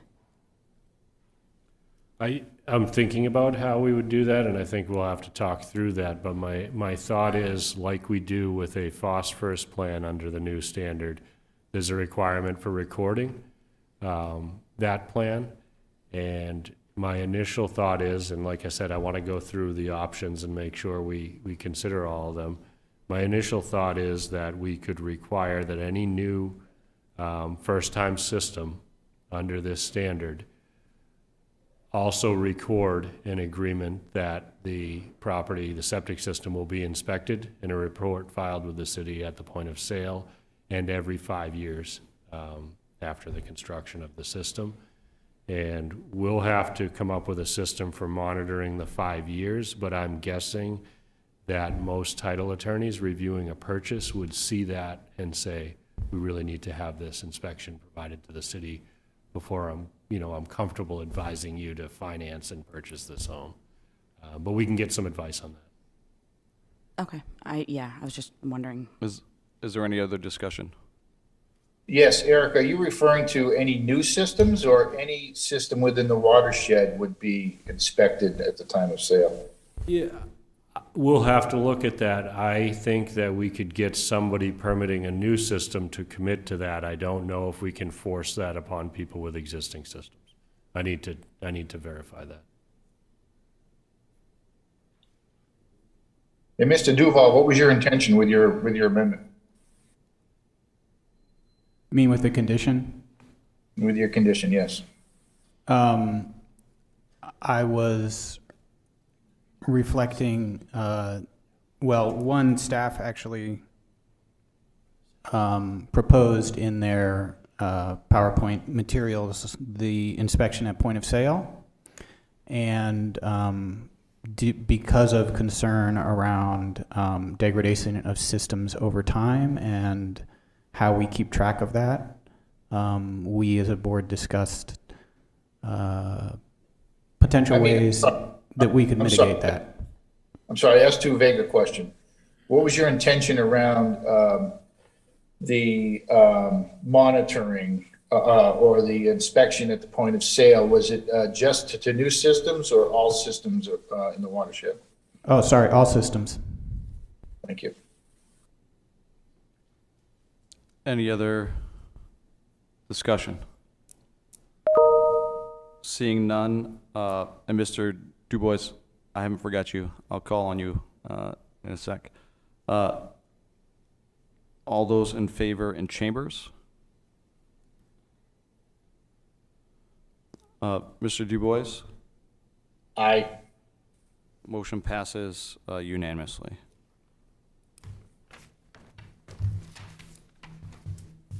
The next item on our agenda is an extension of a special exception. I would ask staff just to briefly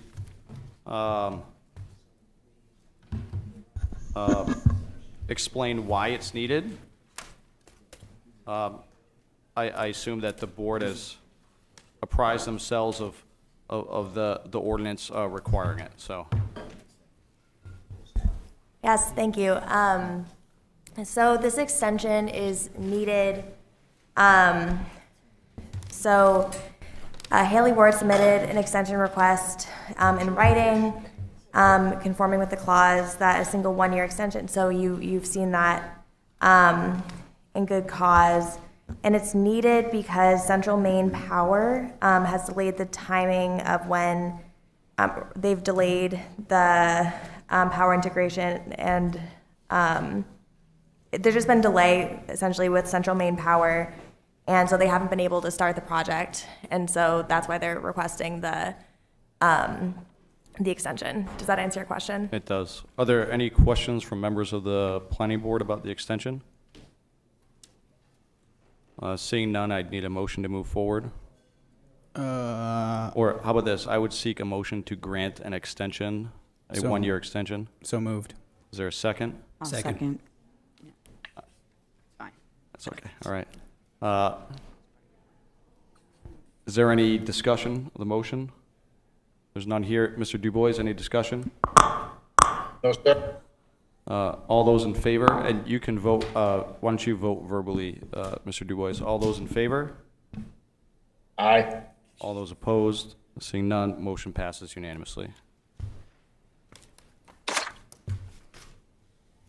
The next item on our agenda is a public hearing special exception for 55 Court Street, 55 Court Street, Stable Ridge Apartments, American Development Group, out of Naples, Maine, is proposing 5 12-unit apartment buildings for a total of 60-unit apartment complex that was designed under Section 60.549-3 and 60-554 in the form-based code T-4.2 zoning district.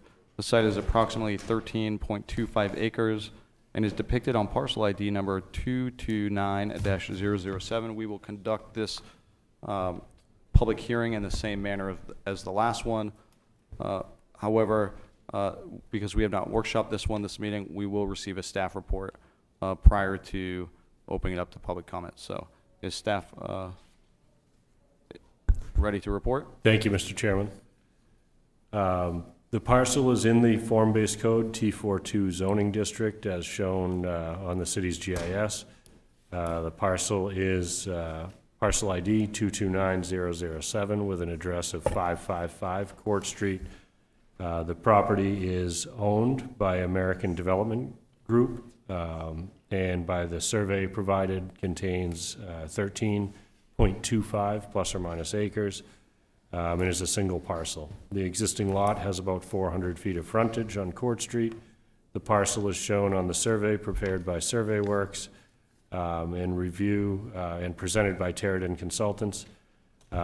Since there is one parcel, and this proposal involves the division of a new structure rather than a division of land, subdivision approvals are not required, and under state subdivision law, which we've copied word for word into the staff report, the city and the planning board can review this project under the site plan special exception standard rather than subdivision, as long as our ordinance meets certain criteria, which we've detailed in the staff report that the City of Auburn's site plan special exception ordinance meets those criteria and can be substituted for subdivision review.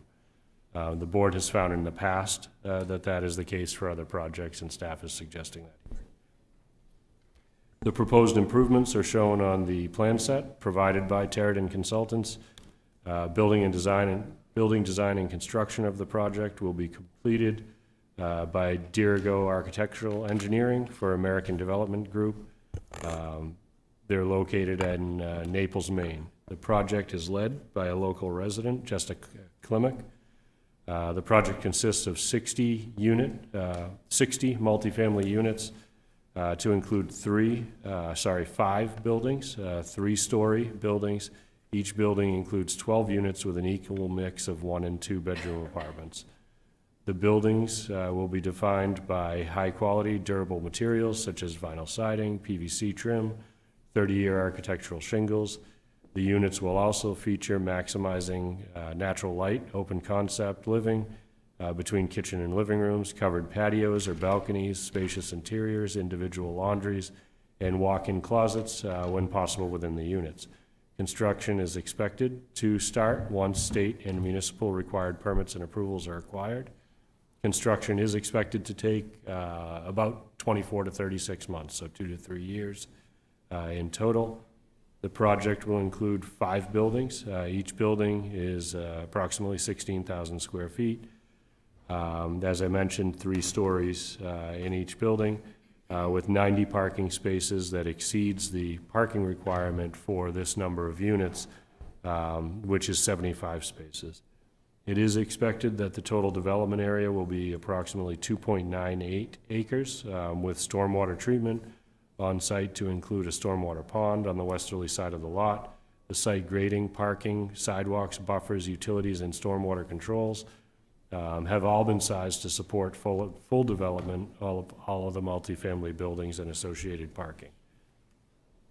We've noted the individual comments from departments in the staff report and worked with the applicant to address those, or they remain as conditions of approval.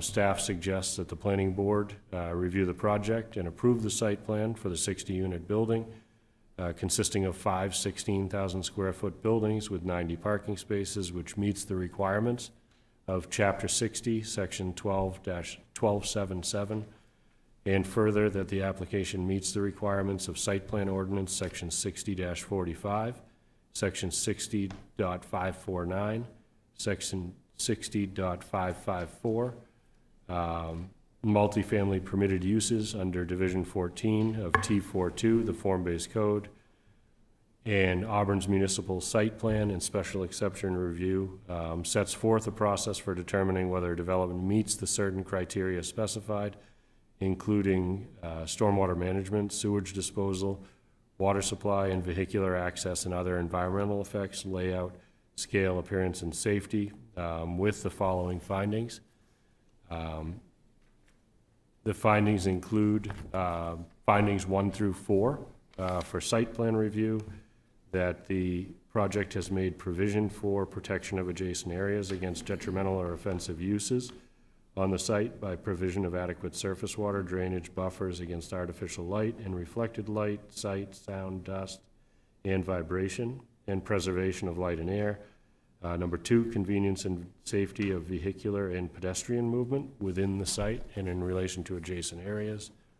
Adequacy of disposal for waste, protection of environmental features on the site and in adjacent areas, and that the board, staff recommends the board further find that the conditions for the granting of special exception have been met by the applicant. That's provisions 1 through 8, including the provision that the site plan and special exception ordinance meets the requirement for substitution of subdivision as required by Maine state statutes, with 3 conditions: that no development activity occur until bonding and inspection fees, as determined by Auburn Engineering Department, are paid. Limited service agreement is needed with the Auburn and Water Sewer District. The reason for that is its proximity to the water tower on the top of Goff Hill. There's plenty of water capacity, but there may be a need for an increase in pressure to meet the domestic needs of the building, which involves a pump within each structure, and that the applicant obtain the Natural Resource Protection Act Tier 1 approval from Maine DEP and U.S. Army Corps of Engineering if they require that permit as part of the NERPA process. With that, we're happy to answer any questions, and I do know that you have consultants here representing the project. Jessica Klimek really wanted to be here in person. She's recovering from a cold and felt it was better that she participate remotely, so she is also available via Zoom. I do have one question before we start. In the department review, you made note that these things have been discussed with the applicant. So my question would be, you said if they hadn't been addressed, that they would be in the conditions. So my question to you is, have all of the comments within the department review been addressed? So yes, with the exception of the ones that remain conditions. And actually I think they did receive their NERPA permit. They can confirm that tonight. So I think it's engineering 5. Engineering and 5. 5 Yep. bonding and inspection. 6 bonding and inspection Yeah, fees 6. remains. That's something that will happen later. All right. But I guess I'm asking specifically the 12-foot right turn lane that was addressed under fire department. They have made adjustments to the entrance. And John, I don't know if you can speak Were those specifically to were the those 12 deemed foot. acceptable by the fire department?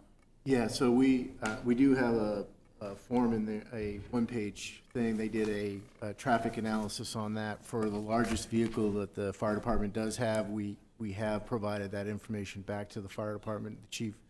The chief has reviewed it and has approved it. Here's a turning figure on this particular sheet right here that meets that. We did have some initial concerns with the way that turning radius would go into the other lane, so they adjusted that to make sure that they widened the entrance a little bit to make that adjustments. In addition, the initial version of this, and I think it's important to note that it was submitted to the public, in the public notices, it had 2 entrances, or 2 exits rather, with 1 entrance, a left and a right turn, and we essentially limited that. And the reason being, and that, again, going back to safety and input from our city engineer in particular, and then input from our fire folks and police, that distance from that, creating 3 lanes creates a large distance for a crosswalk. So that the timing there was too wide, so we narrowed that down. So really lessens the exposure of the kids around in that area for walking to the middle school. All right, thank you. This was that original design, if you did want to see it before they failed. Okay. Yeah. All right, are there other questions from the board? Just one question. Is this just a numbering issue, or were from engineering items number 2 and 4 left off the list? I think that was just a typo, just a numbering issue. Okay, thanks.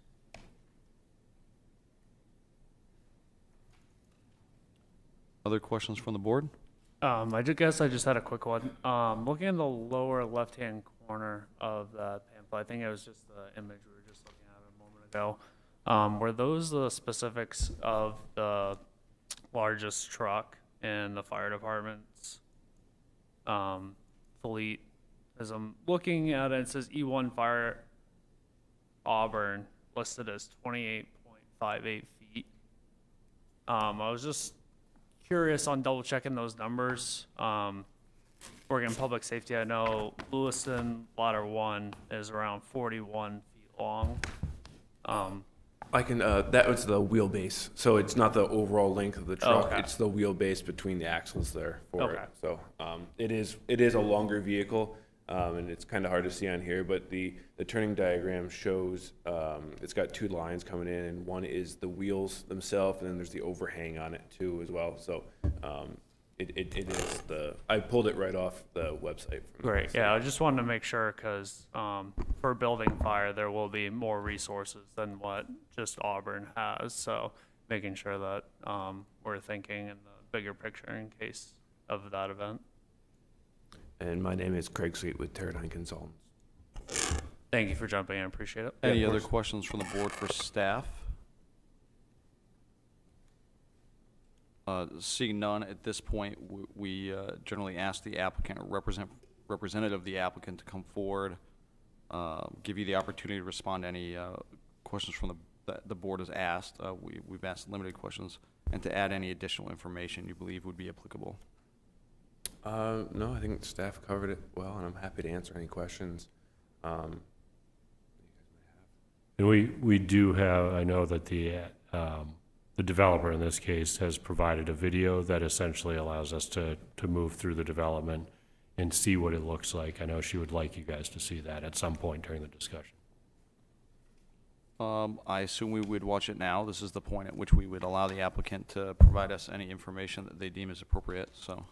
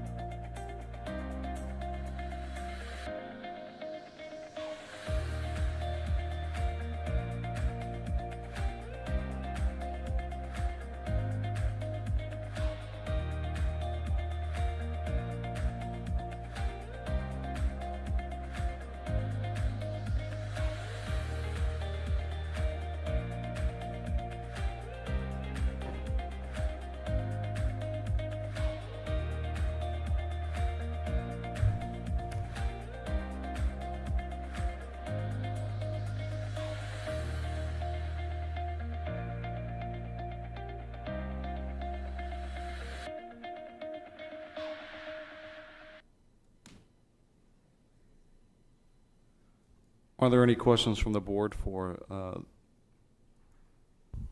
the consultant?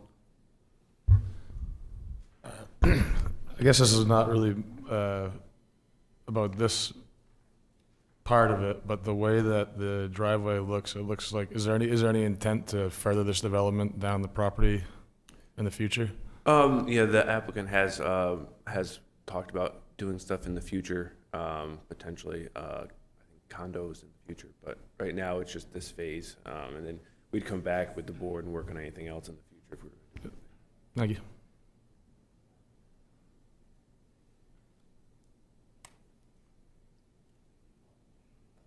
Any other questions?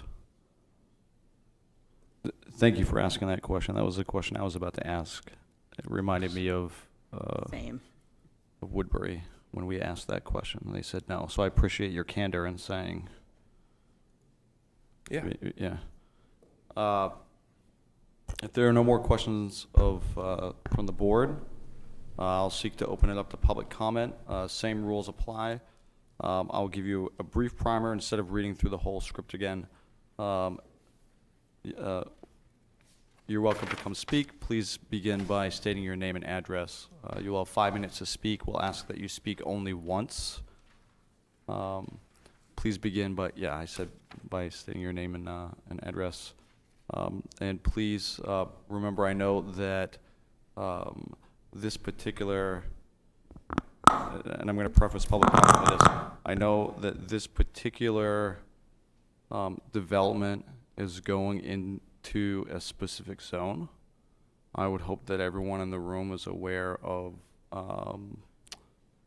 sort of what's going on with that zone.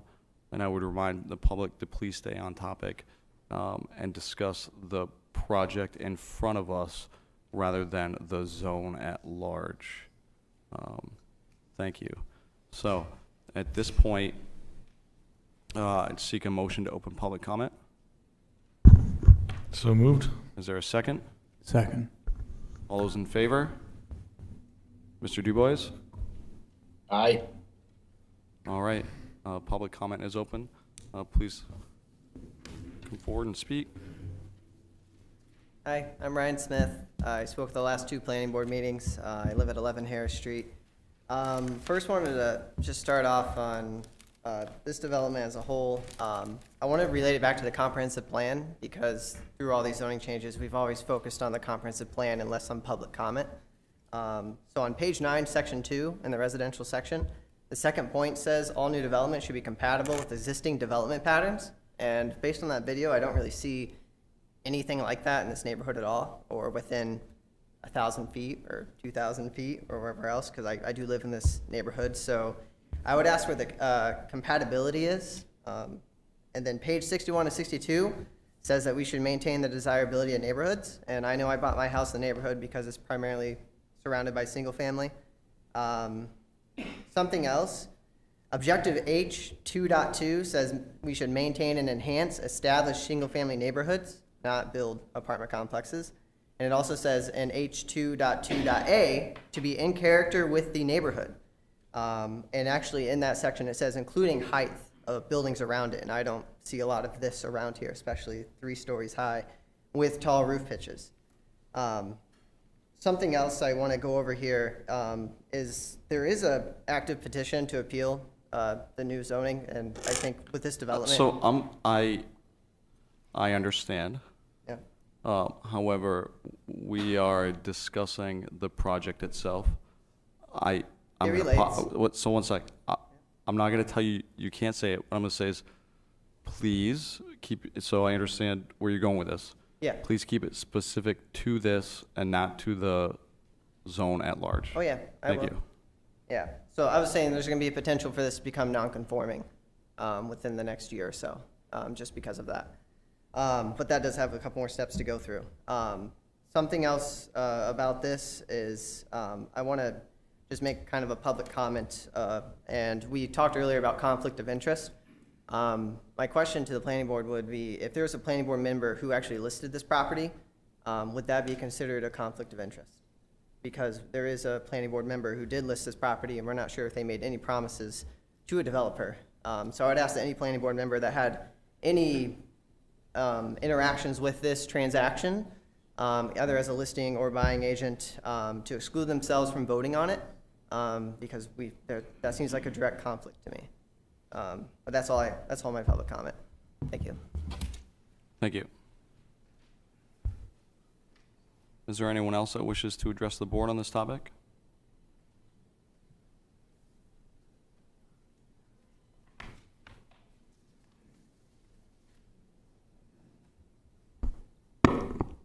My name is Elizabeth Dunn. You all know I live at 530 Court Street. I've been here many times. I prepared a lot, and I'm not sure how much you're going to let me get through before you stop me. So I'll see how it goes. I would like to express my displeasure at the votes that have led us to this point. So here we are. The city councilors and the planning board have all very quickly rushed this through. And now we have to think about whether or not this project should be permitted. I'm definitely off task at this point. Many of you, board members, council members, have made votes with complete disregard to the citizens of Auburn, with all of us that have been here meeting after meeting, pleading and asking you to use some common sense, to think about the people that have lived here for a long time and would really like some consideration to be part of your voting. We claim that we are a government of the people, by the people, for the people. It's right in our Auburn website. I don't see how our recent votes have reflected that. We have continually witnessed the developer come in and speak to us about her development. She has asked, who are we as homeowners to decide where a multifamily dwelling should be placed and whether or not the residents there should live in a neighborhood. She also said it was a matter of opinion, and I agree, but shouldn't our opinion also be considered? Who is she to say that that complex fits in our neighborhood? It's a very brand new zoning, so yes, now it fits, but it didn't last week or the week before. So, for the record, I am not opposed to development. I am opposed to the extreme scope and size of the projects that can now be permitted, especially this one that is up for permitting this evening. I would really love to see some more housing for young people and retiring people, something where they would be still able to enjoy their privacy and be able to live in a family setting with their families. I am completely opposed to the permitting of the Stable Ridge apartment project. It is a large complex of currently 5 3-story buildings built on like 3 acres of the whole 13-acre property. And as we just heard, there are plans for that to be expanded down the road. I can't imagine what that's going to look like. This development will change the character of my neighborhood, our neighborhoods, for sure. There will be more traffic, and I'm sorry that Ms. Klemick isn't here, because yes, it is a real concern. If any of you travel on Court Street, you know. If you live there, you know. I wait every day to turn in and out of my driveway. Sometimes it is a real hazard. Being rear-ended by a car zooming by at 45, 50 miles per hour while you're trying to turn is a real scare. I'm sometimes traveling with my grandchildren in my vehicle. I would hate to be rear-ended by traffic. So this is going to bring more traffic, the residents themselves, and what about the construction? 2 to 3 years of that construction equipment going up and down our roads that are already in disrepair? I can't imagine. Noise, 2 to 3 years of construction noise. We have a very quiet neighborhood at the top of Court Street. So along with the construction, we're then going to move in how many people in 60 units packed into a very small 3-acre part of the parcel?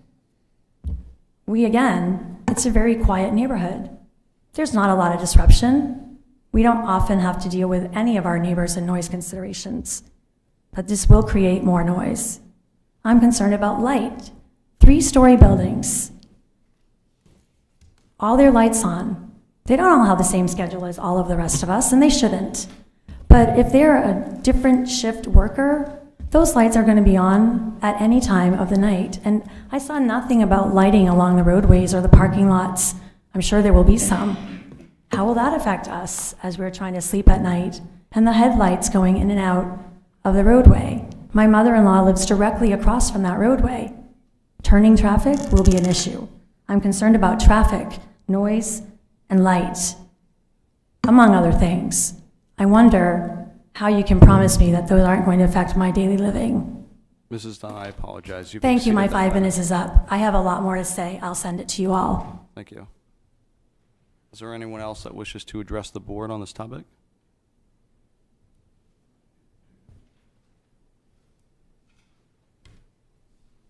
Bob Hayes, 172 Allen Avenue. Actually, just have one comment, one question. Comment concerns the code 4.2 dimensional regulation of 15 feet max setback.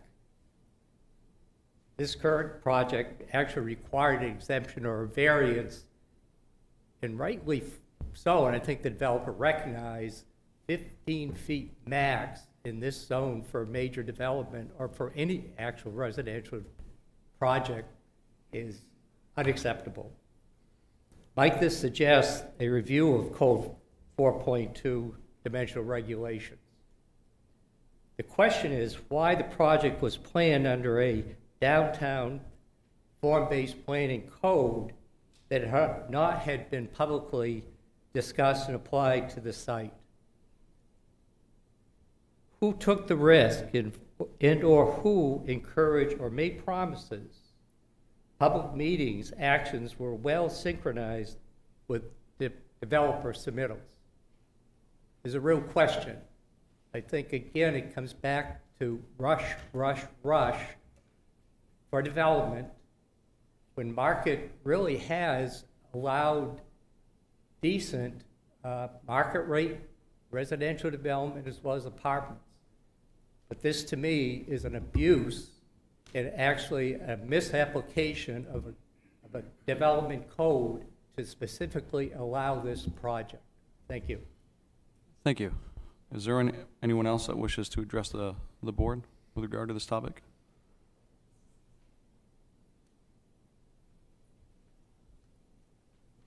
Good evening. My name is Carol DeVroy. I live at 68 Aquamarine Court in Auburn.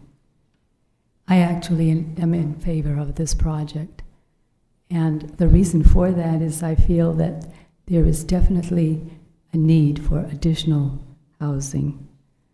We know that there is a serious shortage of inventory, and I am a baby boomer. That generation actually is comprised of people who are the ages of 58 to 76. That is a time when many people will begin looking at possibly downsizing. I went through that myself 14 months ago. I sold my property, which was on the corner of Nottingham Road and Lake Street. No problem selling the house. However, trying to downsize and move to another location, there was almost nothing available. Fortunately, I was able to find a condo at the last minute and was able to get in. I think a lot of people in my age group are looking. In fact, had a conversation just this evening. People say, you should sell your house. I would love to, but where am I going to go? When I look at this development, it is a beautiful development. It's something where there's low maintenance, if anything. Most people want a single level when you reach that age. And this affords that. It allows you to still live in a nice community in the city of Auburn. That's where most people want to stay. I also have friends who live in the greater Portland area. Some of them I graduated from Yale with. They live in Falmouth, in South Portland, Westbrook. And their values have skyrocketed, as you're probably all aware, to the point where it's really not affordable for them to live there. This would appeal to them, to be able to come to a nice community, even have easy access to the interstate if they continue to work in the Portland area. So there are a lot of pluses in this. I think there are certainly benefits to the community itself. Obviously, we would have some increase in property tax revenue. Even commercial businesses would profit by it. retail stores, restaurants, the small theaters that we have, even the Gendron Center. Having these extra 60 units, I think, would help. Personally, I was impressed by that presentation. I like the layout. I didn't see that the 5 buildings were all set up on the sidewalk of Court Street, but were somewhat recessed. It looked to me like they were using the topography of the land with some nice landscaping as well. I'm very pleased with what I've seen so far in Auburn as far as addressing low income. But I think that time has come where we really need to address this other layer, you know, which is really the market rate, mid-market rate. Thank you. Thank you. Is there anyone else that wishes to address the board?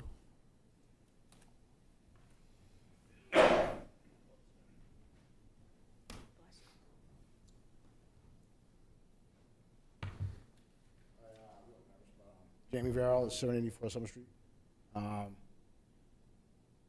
As it is now, I believe I know what this is right now, but I'm trying to get out of Fairview Ave. Fairview Ave at this point right now is terrible. The buses coming, all you're going to create right now is a bottleneck of traffic, accidents. It's going to be trouble. It's going to be a mess. If you try getting out of there when the buses are coming out or going in, it's impossible to get through that street at all. I avoid that at all costs if I can. All this is going to create is a bottleneck, and unless there's a light at the bottom of the hill or at the Fairview Ave, all you're going to cause is accidents. That's it. There's going to be a lot of people coming out of there at sometimes the same time as you're trying to get out of school. It's going to be it ain't too. I'd oppose this because this ain't the smartest thing to do. Thank you. Is there anyone else that wishes to address the board? My name's Elizabeth Clark. I live on Pinnacle Drive, right across from the development. I promised myself I wasn't going to stand up here tonight. And I am just terrified at what this is going to do to our neighborhood. There's one house that has its own private stoplight because they cannot get out onto Court Street with traffic that's just on Court Street and Park Avenue. And you can look right at it. It's directly across from their driveway and it goes to no one else. I didn't plan on talking, so I'm gonna tag off some of the things other people said because I was getting more and more upset as the night went on. Holding this to this late at night, this is a huge decision, and I don't think that you're giving it fair shake. To start with that, I got no notice of these meetings about my neighborhood until after the dates passed. I spoke with neighbors on both sides of me that were here tonight. 2 of them had to leave. One got one notice in time to go to one of the meetings. I think that was the 28th, but I'm not sure. On the other side of my home, they had no notice whatsoever. This is being crammed in fast. Other people that I don't even recognize have said that. This is a very nice, quiet, family neighborhood. There's 3 schools within a half mile of that development. I work in schools, I work with children with special needs, I work with elderly. All of those people that I work with outside of that area are all over that neighborhood. In the morning, you have to be about 7 minutes early from when you have to leave because you will not get out making a left out of Pinnacle Drive on Court Street. There's people walking dogs, baby carriages, runners, elderly walking. They put a police down there to just route traffic into just the middle school. This is an atrocity. Smaller houses, somebody said that there's nothing like that. This is a small city right in our neighborhood with plans to develop further. I went up As soon as I got this notice and walked that property, came into the backyard of someone that spoke to us, and that's when I first found out that the condo plan was next. We were also told that that chunk of land is about 100 some odd acres, and that nobody wants it for anything except development. This is going to turn Auburn into Portland, and if you want to live in Portland, you choose to live in Portland. You don't move to a town like Auburn, which is the nice compromise. You have the malls, you have the things to do. But you choose that because you don't want huge apartment buildings and extra cars. You cannot come out in the morning. I'm not kidding. This is an atrocity. I know that that land will get used for something, but putting in giant apartment complexes, when kids walk themselves to school, there's no parents, there's skateboards, there's bikes, you name it, and it is right there. I am shaking and terrified that this is going to pass, because the people that make these decisions aren't the ones that live there and watch the ball go across the street and watch the kids walk across a crosswalk that already covers right to left across Court Street, but now they've got another one. And that's just within a short distance of a traffic light where people run the lights, they speed through. I watch the traffic on the snow because the cops are always at the bottom of that hill.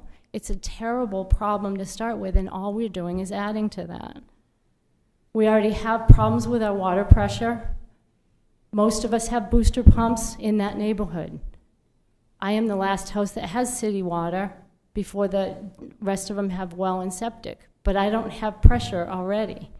I have a booster pump. It doesn't really take care of it. We're going to add all those families. I do think it's a conflict of interest when people will profit off the development at the cost of the other people who have purchased and chose that as a home, and now other people get to make a profit off it. I agree that we have housing problems, but within mere feet of 3 different schools, this is just asking for children's lives to be put at risk. And I'm terrified because I'm the one that works with the kids after they get hurt. And until you really dig deep into your heart, you don't really know what this is going to do. It is going to be noisy and crowded and put many lives at risk. The rezoning I didn't know about. All of a sudden, this is all okay, and it feels like a last decision.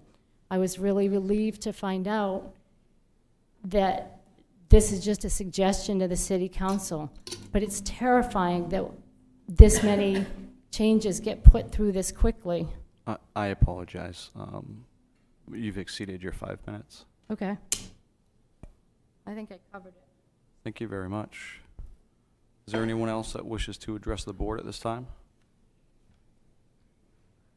Liz, is there, oh, one moment. I'm Bill Evans at 609 Court Street. I'm literally 2 houses away on the same side of the street as this development. Just learning about it, learning about the these and thous and how this operates, and it does seem pretty rushed. Most of the people in my neighborhood are now just talking about it and feeling the impact of it. I'm in construction, I'm a plumber, so I do know how things run downhill. Being downhill from this project, I know what the next 2 years are gonna be like. It's almost crippling to pull out of my driveway in the mornings. 7 o'clock, 8 o'clock, school's in session, the police are there. It's already a very tough area to travel in the mornings and the evenings, to recreate, I just feel that the impact of this is gonna be way too much, more than what the city is actually counting on.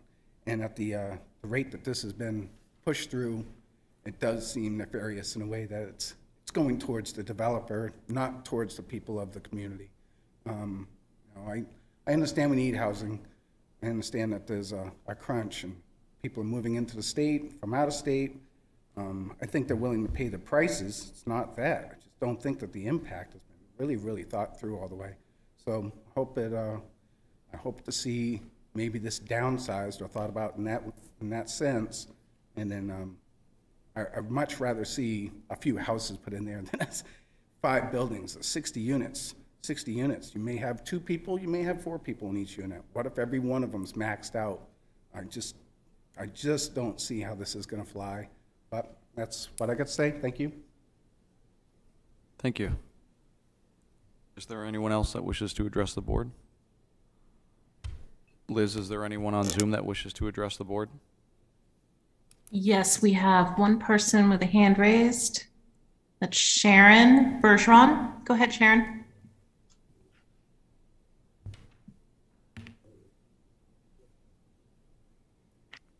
Can you hear me now? Yes, go ahead. Hear me?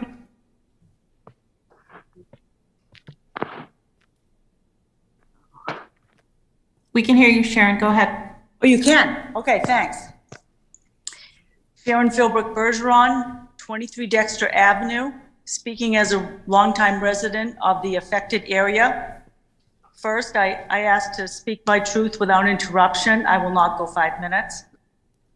On March 28th, the City Council voted to ignore the advice of the city manager and staff to send the T42 rezoning issue back to you, the planning board, so that you could do your job. Now, 15 days later, you have this proposal in front of you. One of the findings you have to make to grant this special exception is it will not alter the characteristic of the neighborhood or decrease surrounding property values. How can you find that having 90 cars pouring onto Court Street daily is not going to alter the neighborhood and the values surrounding homes?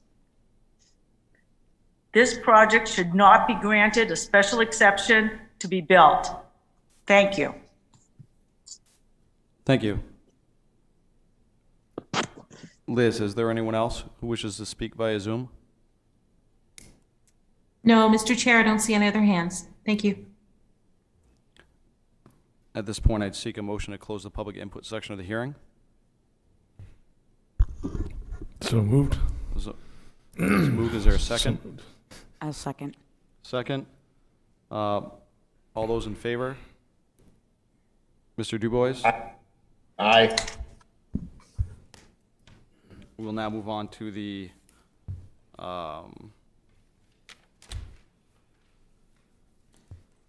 deliberation section.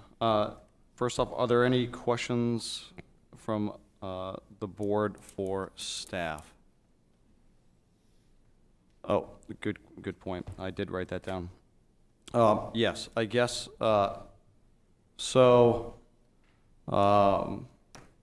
we did hear from the attorney earlier about the concept of conflicts of staff. It was raised during public comment. So we heard from the attorney earlier that conflicts are going to consist of fiduciary interest or familiar interests that would cause bias, or other things that would cause someone to not be able to make a decision in an unbiased way. So at this point, are there any members of the board that wish to disclose either a conflict of interest or possible bias for the board to pass judgment on? I would like to comment, Mr. Chair. Yes. Yes, I would like to comment on the gentleman from Harris Street's insinuation. I do take great offense to that. I did not list the property as a local real estate professional. However, I did represent the buyer in this case. In fact, I've been involved in hundreds of real estate transactions in our beloved city. But to imply or insinuate that I invest my time in the planning board for some type of personal gain, quite candidly, I find offensive. It implies a motive that is self-serving and lacks integrity. And I think it also suggests that we have a developer who's developing millions of dollars. And as the gentleman said, presumably on some type of promise that I could provide, just seems absolutely ridiculous.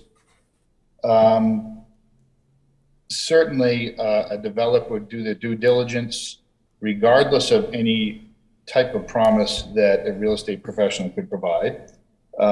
Meeting with staff, getting many questions answered. That's just not the role that we play. But I find it beyond silly. I find it offensive, as I've mentioned. And moreover, I think that's why many capable people in our community are reluctant to volunteer in these roles, to be engaged in their community over comments like that. So I will not sit silent. I will express my opinion that it's just completely inappropriate. However, I will defer to the rest of the board to whether you deem it some type of conflict, as we covered earlier, perceived or otherwise.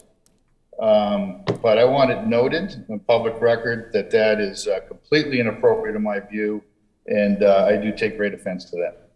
Let me ask you a clarifying question, Mr. Dubois. Yes. Under state statute, legal conflict of interest is defined by a 10% interest in the project. Do you believe your commission represented a 10% interest in the in this project? No. And it's not in this project. It's in a completely separate transaction. So it wouldn't be connected to it in one way, any way, shape, or form. I understand. However, it's important to cover our bases. So, having said that, it doesn't. I'm trying to identify for the public that it does not actually meet the standard for conflict of interest. However, it does meet the standard for a possible perceived conflict of interest. The lawyer earlier was quite clear that the planning board has authority to act on this on its own without seeking clarification from the Zoning Board of Appeals. I mean, from the Ethics Committee, I apologize.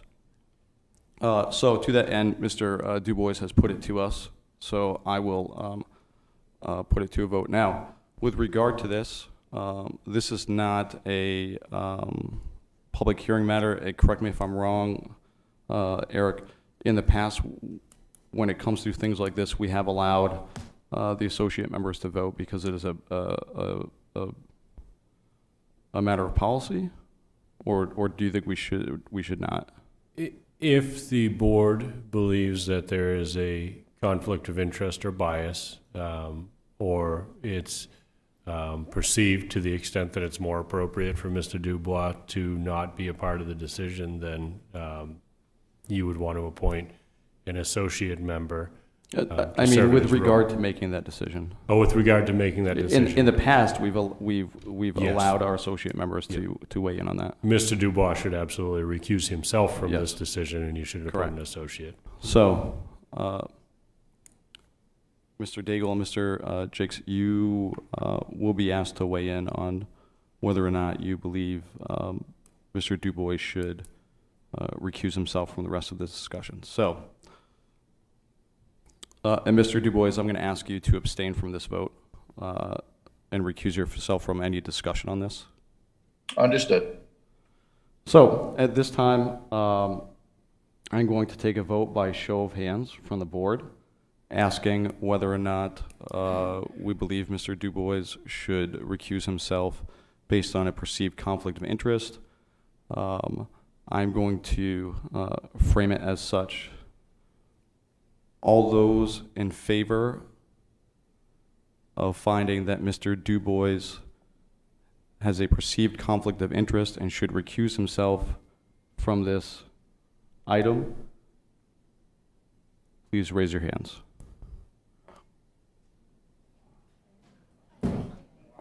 All of those who believe that Mr. Dubois should be allowed to continue discussion and action on this item, please raise your hands.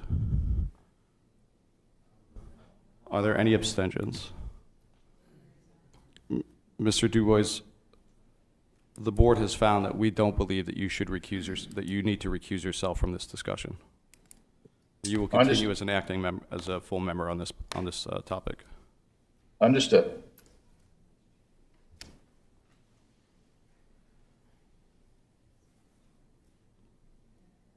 discussion from the board on the project. I do have one question. Mr. Hayes brought up an important point, and it was something that I was going to ask when we got to this section with regard to setback. One of the things that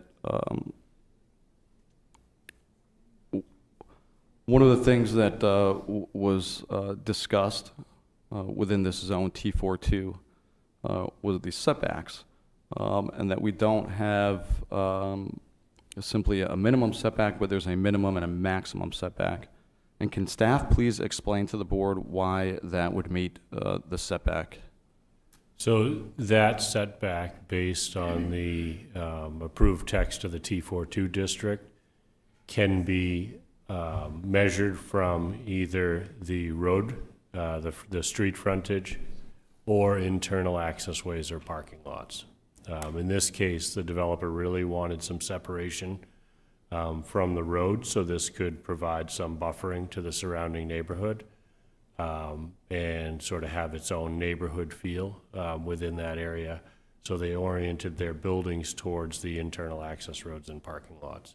So, so the concept of a waiver was invoked. Did that require a waiver to do this? Or this is allowable under the ordinance, period? It's allowable under the T42 ordinance. Had it not been within that range as far as being oriented to the internal sidewalks and parking areas, then it would have required a waiver. But all the buildings are within that range of allowed setback in relation to the sidewalks and parking areas or internal driveways. Okay. Questions? Comments?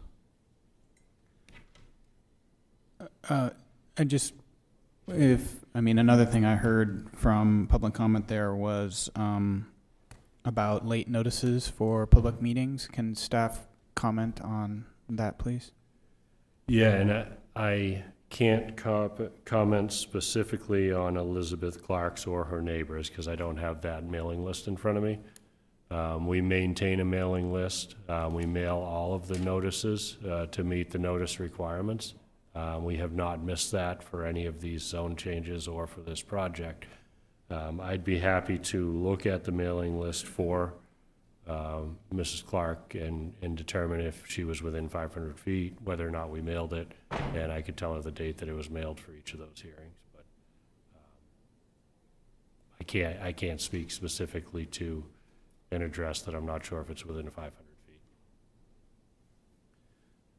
And then we heard a lot about it, so I'm going to ask a general question.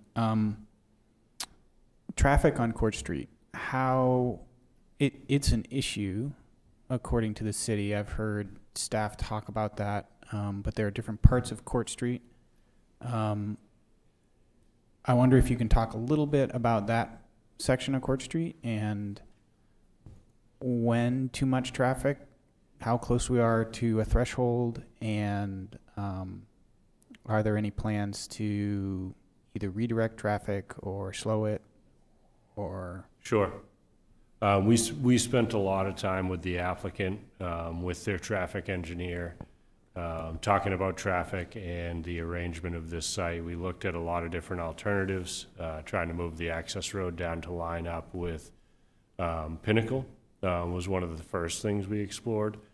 That really made it impossible to provide for stormwater treatment on the site. To have all of that impervious area up against the downhill side of the site made it impossible to move that water into treatment to meet other standards.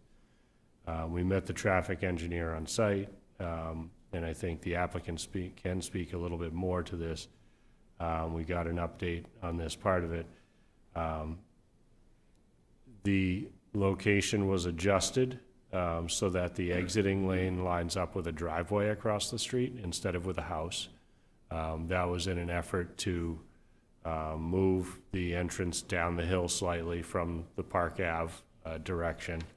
That increased sight distance for turning movements. It already met it, but it increased that sight distance. It also ensured that exiting traffic isn't shining their lights directly in a house across the street. That was something we worked with them on. And what's really, there is a fair amount of traffic on Court Street. It does not warrant a light at the middle school. That's something that's been looked at multiple times. We do not hit the state numbers to warrant a light at the middle school, but there are unusual peak traffic times that are associated with the middle school. We asked their traffic engineer to specifically look at that, and they provided additional information that I think they could also speak to tonight about that. But the traffic engineer, Bill Bray, licensed traffic engineer, very well-known and experienced in the state. We've worked with him a lot.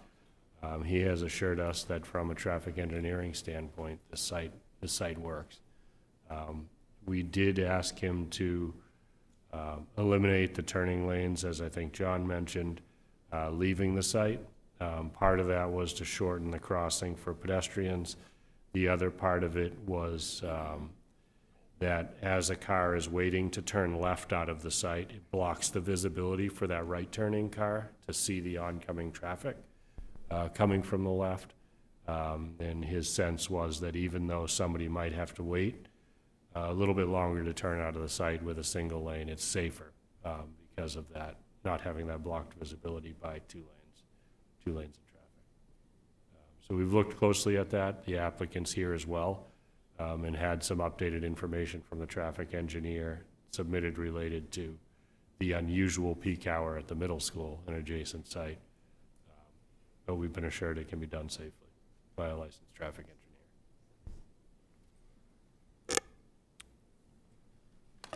One question, and I think it was encompassed in several comments as well. Someone sort of really tried to hit on it by noting that the meeting this meeting is quite long. First, I will say this is a long meeting for the planning board. This is not a normal length for a meeting. The question being, why would we put these things all in one meeting? Is there a requirement? Is there a timeline requirement? No, there's not a requirement to do that. I think that we added things to tonight's meeting after we had already created an agenda that added to that time frame. But at the request of, the capital improvement plan was something we didn't plan on originally. That added a short amount of time. I would say that. At the request of who? I'm sorry, I missed that. At the request of who to add these extras? Well, the capital improvement plan is a requirement of the budget process that we did not anticipate for this meeting. That was added to meet the budget schedule for the council. There are really only 2 items tonight that are really time consuming. I think it's this one in the Lake Auburn Watershed, but it is a late meeting. Acknowledged. We could have more than one meeting a month and still meet the submittal timelines or. Well, I guess that's my question. We have to review a project within a certain period of time after it's been. Yes. And actually, it's my understanding that if we fail to review it, it's just automatically accepted, correct? If enough time passes, yes. And Yeah, we have a schedule that lays out the submittal deadline, and there's a presumption that if you submit a complete application by that deadline, that you get your chance in front of the board that following meeting. Okay. So presumably, maybe we could have delayed a zoning change, but we're also being asked to meet timelines on those as well by the council. And that timeline's coming from the council. For the zoning subsurface change wastewater and changes. the subsurface, yeah, for the ordinances, the zoning Yep. changes. Okay. They're not specific exact dates, but it's been clear that they want to move them through the process. And that one was tabled from the previous meeting. Yep. One other item that came up a couple times is discussion of property values. Have you done any, or has the city done any work on impact of a housing development like this on property values in the area or in the city as a whole? We have not done any specific kind of value study. I think one of the very clear goals of the comprehensive plan is to allow for different types of housing to be mixed in neighborhoods. I think that, the adoption of this ordinance made that clear, and it's not a finding, it's a finding that the special exception sought will not alter the essential characteristics of the neighborhood and will not tend to depreciate the value of property adjoining the neighboring property under application. This is not a factory or a big box store. This is a mix of different types of housing in a neighborhood that, that's clearly been a goal of the comp plan, is to allow for different types of housing so that people who may not be able to access a single-family unit in today's market can access quality housing in neighborhoods that offer the same opportunities as single-family home neighborhoods. Thank you.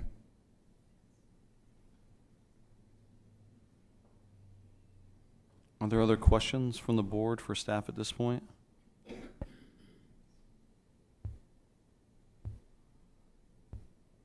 If there's no further questions, no further comments, I would expect a motion from a member. If I could just make Yes. one comment. Under the previous zoning here, urban residential, there could be as many as 7 units per acre. So if it was cost effective, somebody could have built more units on this site in duplexes than is being proposed. So just as far as traffic, I think that's something to keep in mind. It just isn't economical to do that in today's world. Mr. Chair, I'd also like to comment on the traffic, if I may. Yes.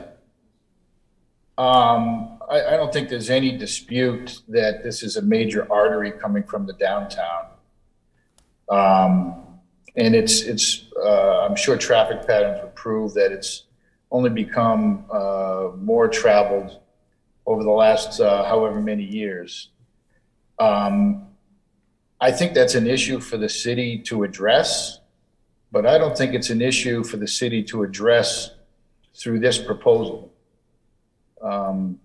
And, having traffic engineers study it, having people much more intelligent than I who work in this line of work can propose ways of addressing those safety concerns, which I think are quite legitimate, but not at the penalty of needed housing like is proposed here. Any further comment? Mr. DuBois? No, sir. And the noise.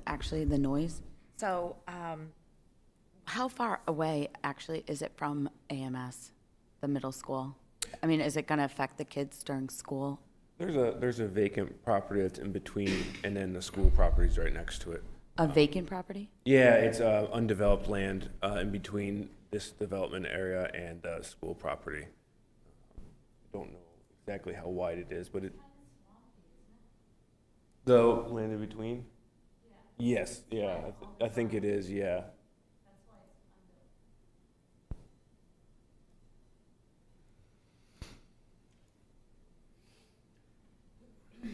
While you're doing that, actually, I'm glad you asked about noise because someone had asked about lighting. And if I remember correctly, these are full cutoff lights. Could you, John, while Eric's doing that, can you explain to everyone what a full cutoff lighting fixture is? Yeah, so they have a lighting plan. It's part of the full set.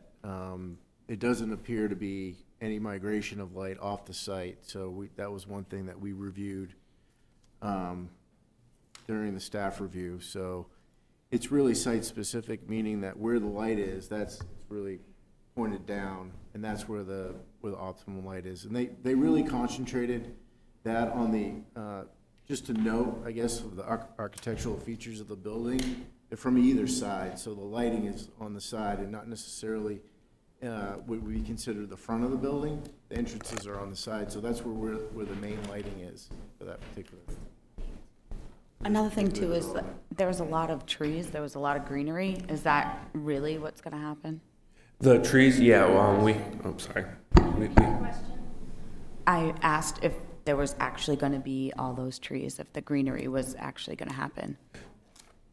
So as part of the package, we had a landscaping plan which had lots of trees and shrubs, and it was very detailed. It specifies all the plants that are going to go in, the locations, as part of the, I think Eric's scrolling to it right now. That is part of the conditions of the approval, so the landscaping plan would be something that staff would review and making sure that that's actually installed the way that they have it shown. I was gonna say, they did, I remember looking at it, It's right Wow. Are we done? if only it was that. So there's approximately from Court Street to the first two buildings, there's about 60 feet, and then the landscape architect put in quite a bunch of trees So it's there. a lot of tree buffer too. Yeah, From yeah, the truck. yeah. It was very intentional to try and buffer from, keep it in that community feel and make it look really nice in the area, and just the developer really wanted it to be, just a nice So look and feel. in that video, it looked fairly private, actually. Yeah, and I think that is. Evening, folks. Tom Perkins with Dirigo Architectural. The rendering that we put together was done in conjunction with a landscape architect, and the trees that you see and specified in these plan schedules were the actual ones that we put into that model.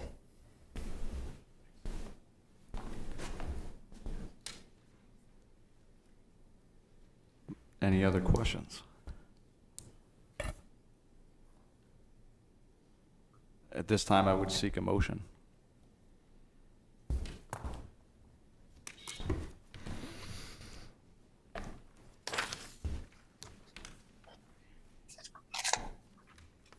I will make a motion. Trying to find how it is written on our plan.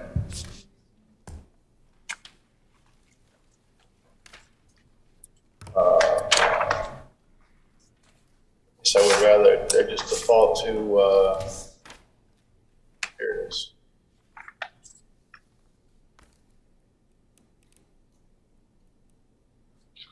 Hang on a second.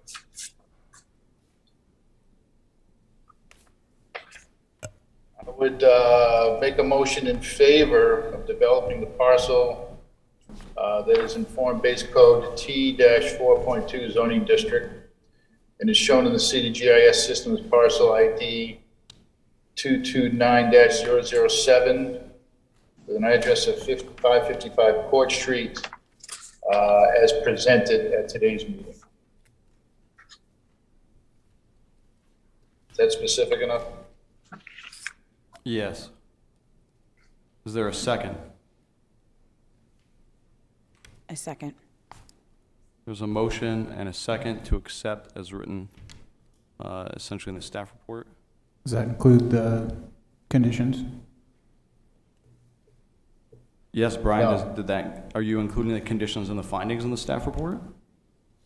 Oh, yes, I'm sorry. Yes, as presented by staff, yes, no. Okay, no so condi- you intended for that to be captured in your statement intended by staff to be based on the findings and subject to the conditions in the staff report?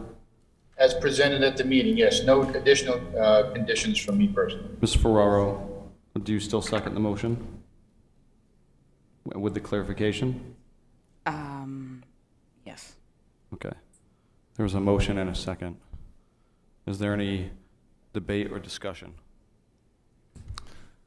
I'd like to add a bit of discussion. I think that we do need housing in Auburn, and as Eric brought up, this could have been done with duplexes under the prior zoning, and with the same traffic concerns everyone has. But I think that would have allowed this to maybe be spread farther down the property and still fit the characteristic of the neighborhood.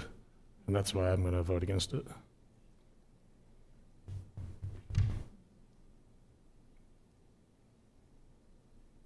Any other comments, questions?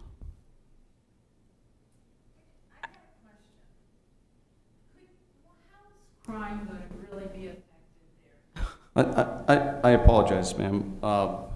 We're no longer in the public comment section of the meeting, and we generally don't allow the public to make comment or ask questions at this time.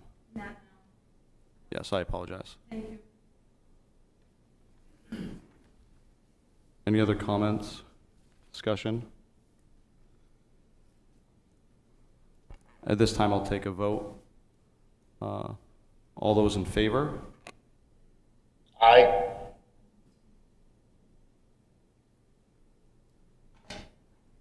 All those against? Motion passes with a vote of 4-3. Thank you for your time. At this time, I'm going to need to invoke the planning board policies and procedures, which indicate that we cannot move on to any subsequent items after 9 o'clock. Subsequent new items after 9 o'clock.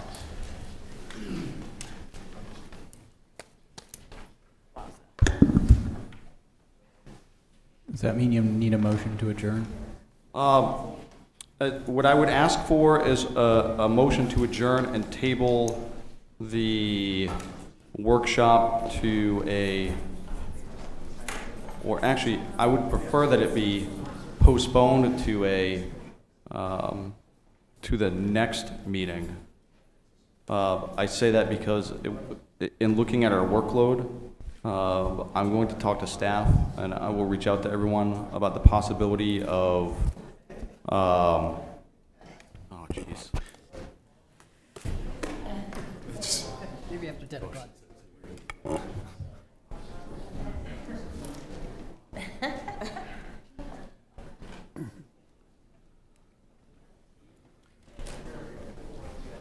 About the possibility of a special meeting in which we would discuss the, which we would take up the workshop and then possibly other items that we could kind of do earlier than next regular meeting to get the meetings back on pace. Okay, so, understood. I'm going to take this as two motions. The first is, I move that we postpone item 9 to the next planning board meeting. Is there a second? Second. All those in favor? Aye. Motion carries unanimously. Then I'll motion to adjourn. A second. All those in favor? Aye. Motion carries. Meeting is adjourned.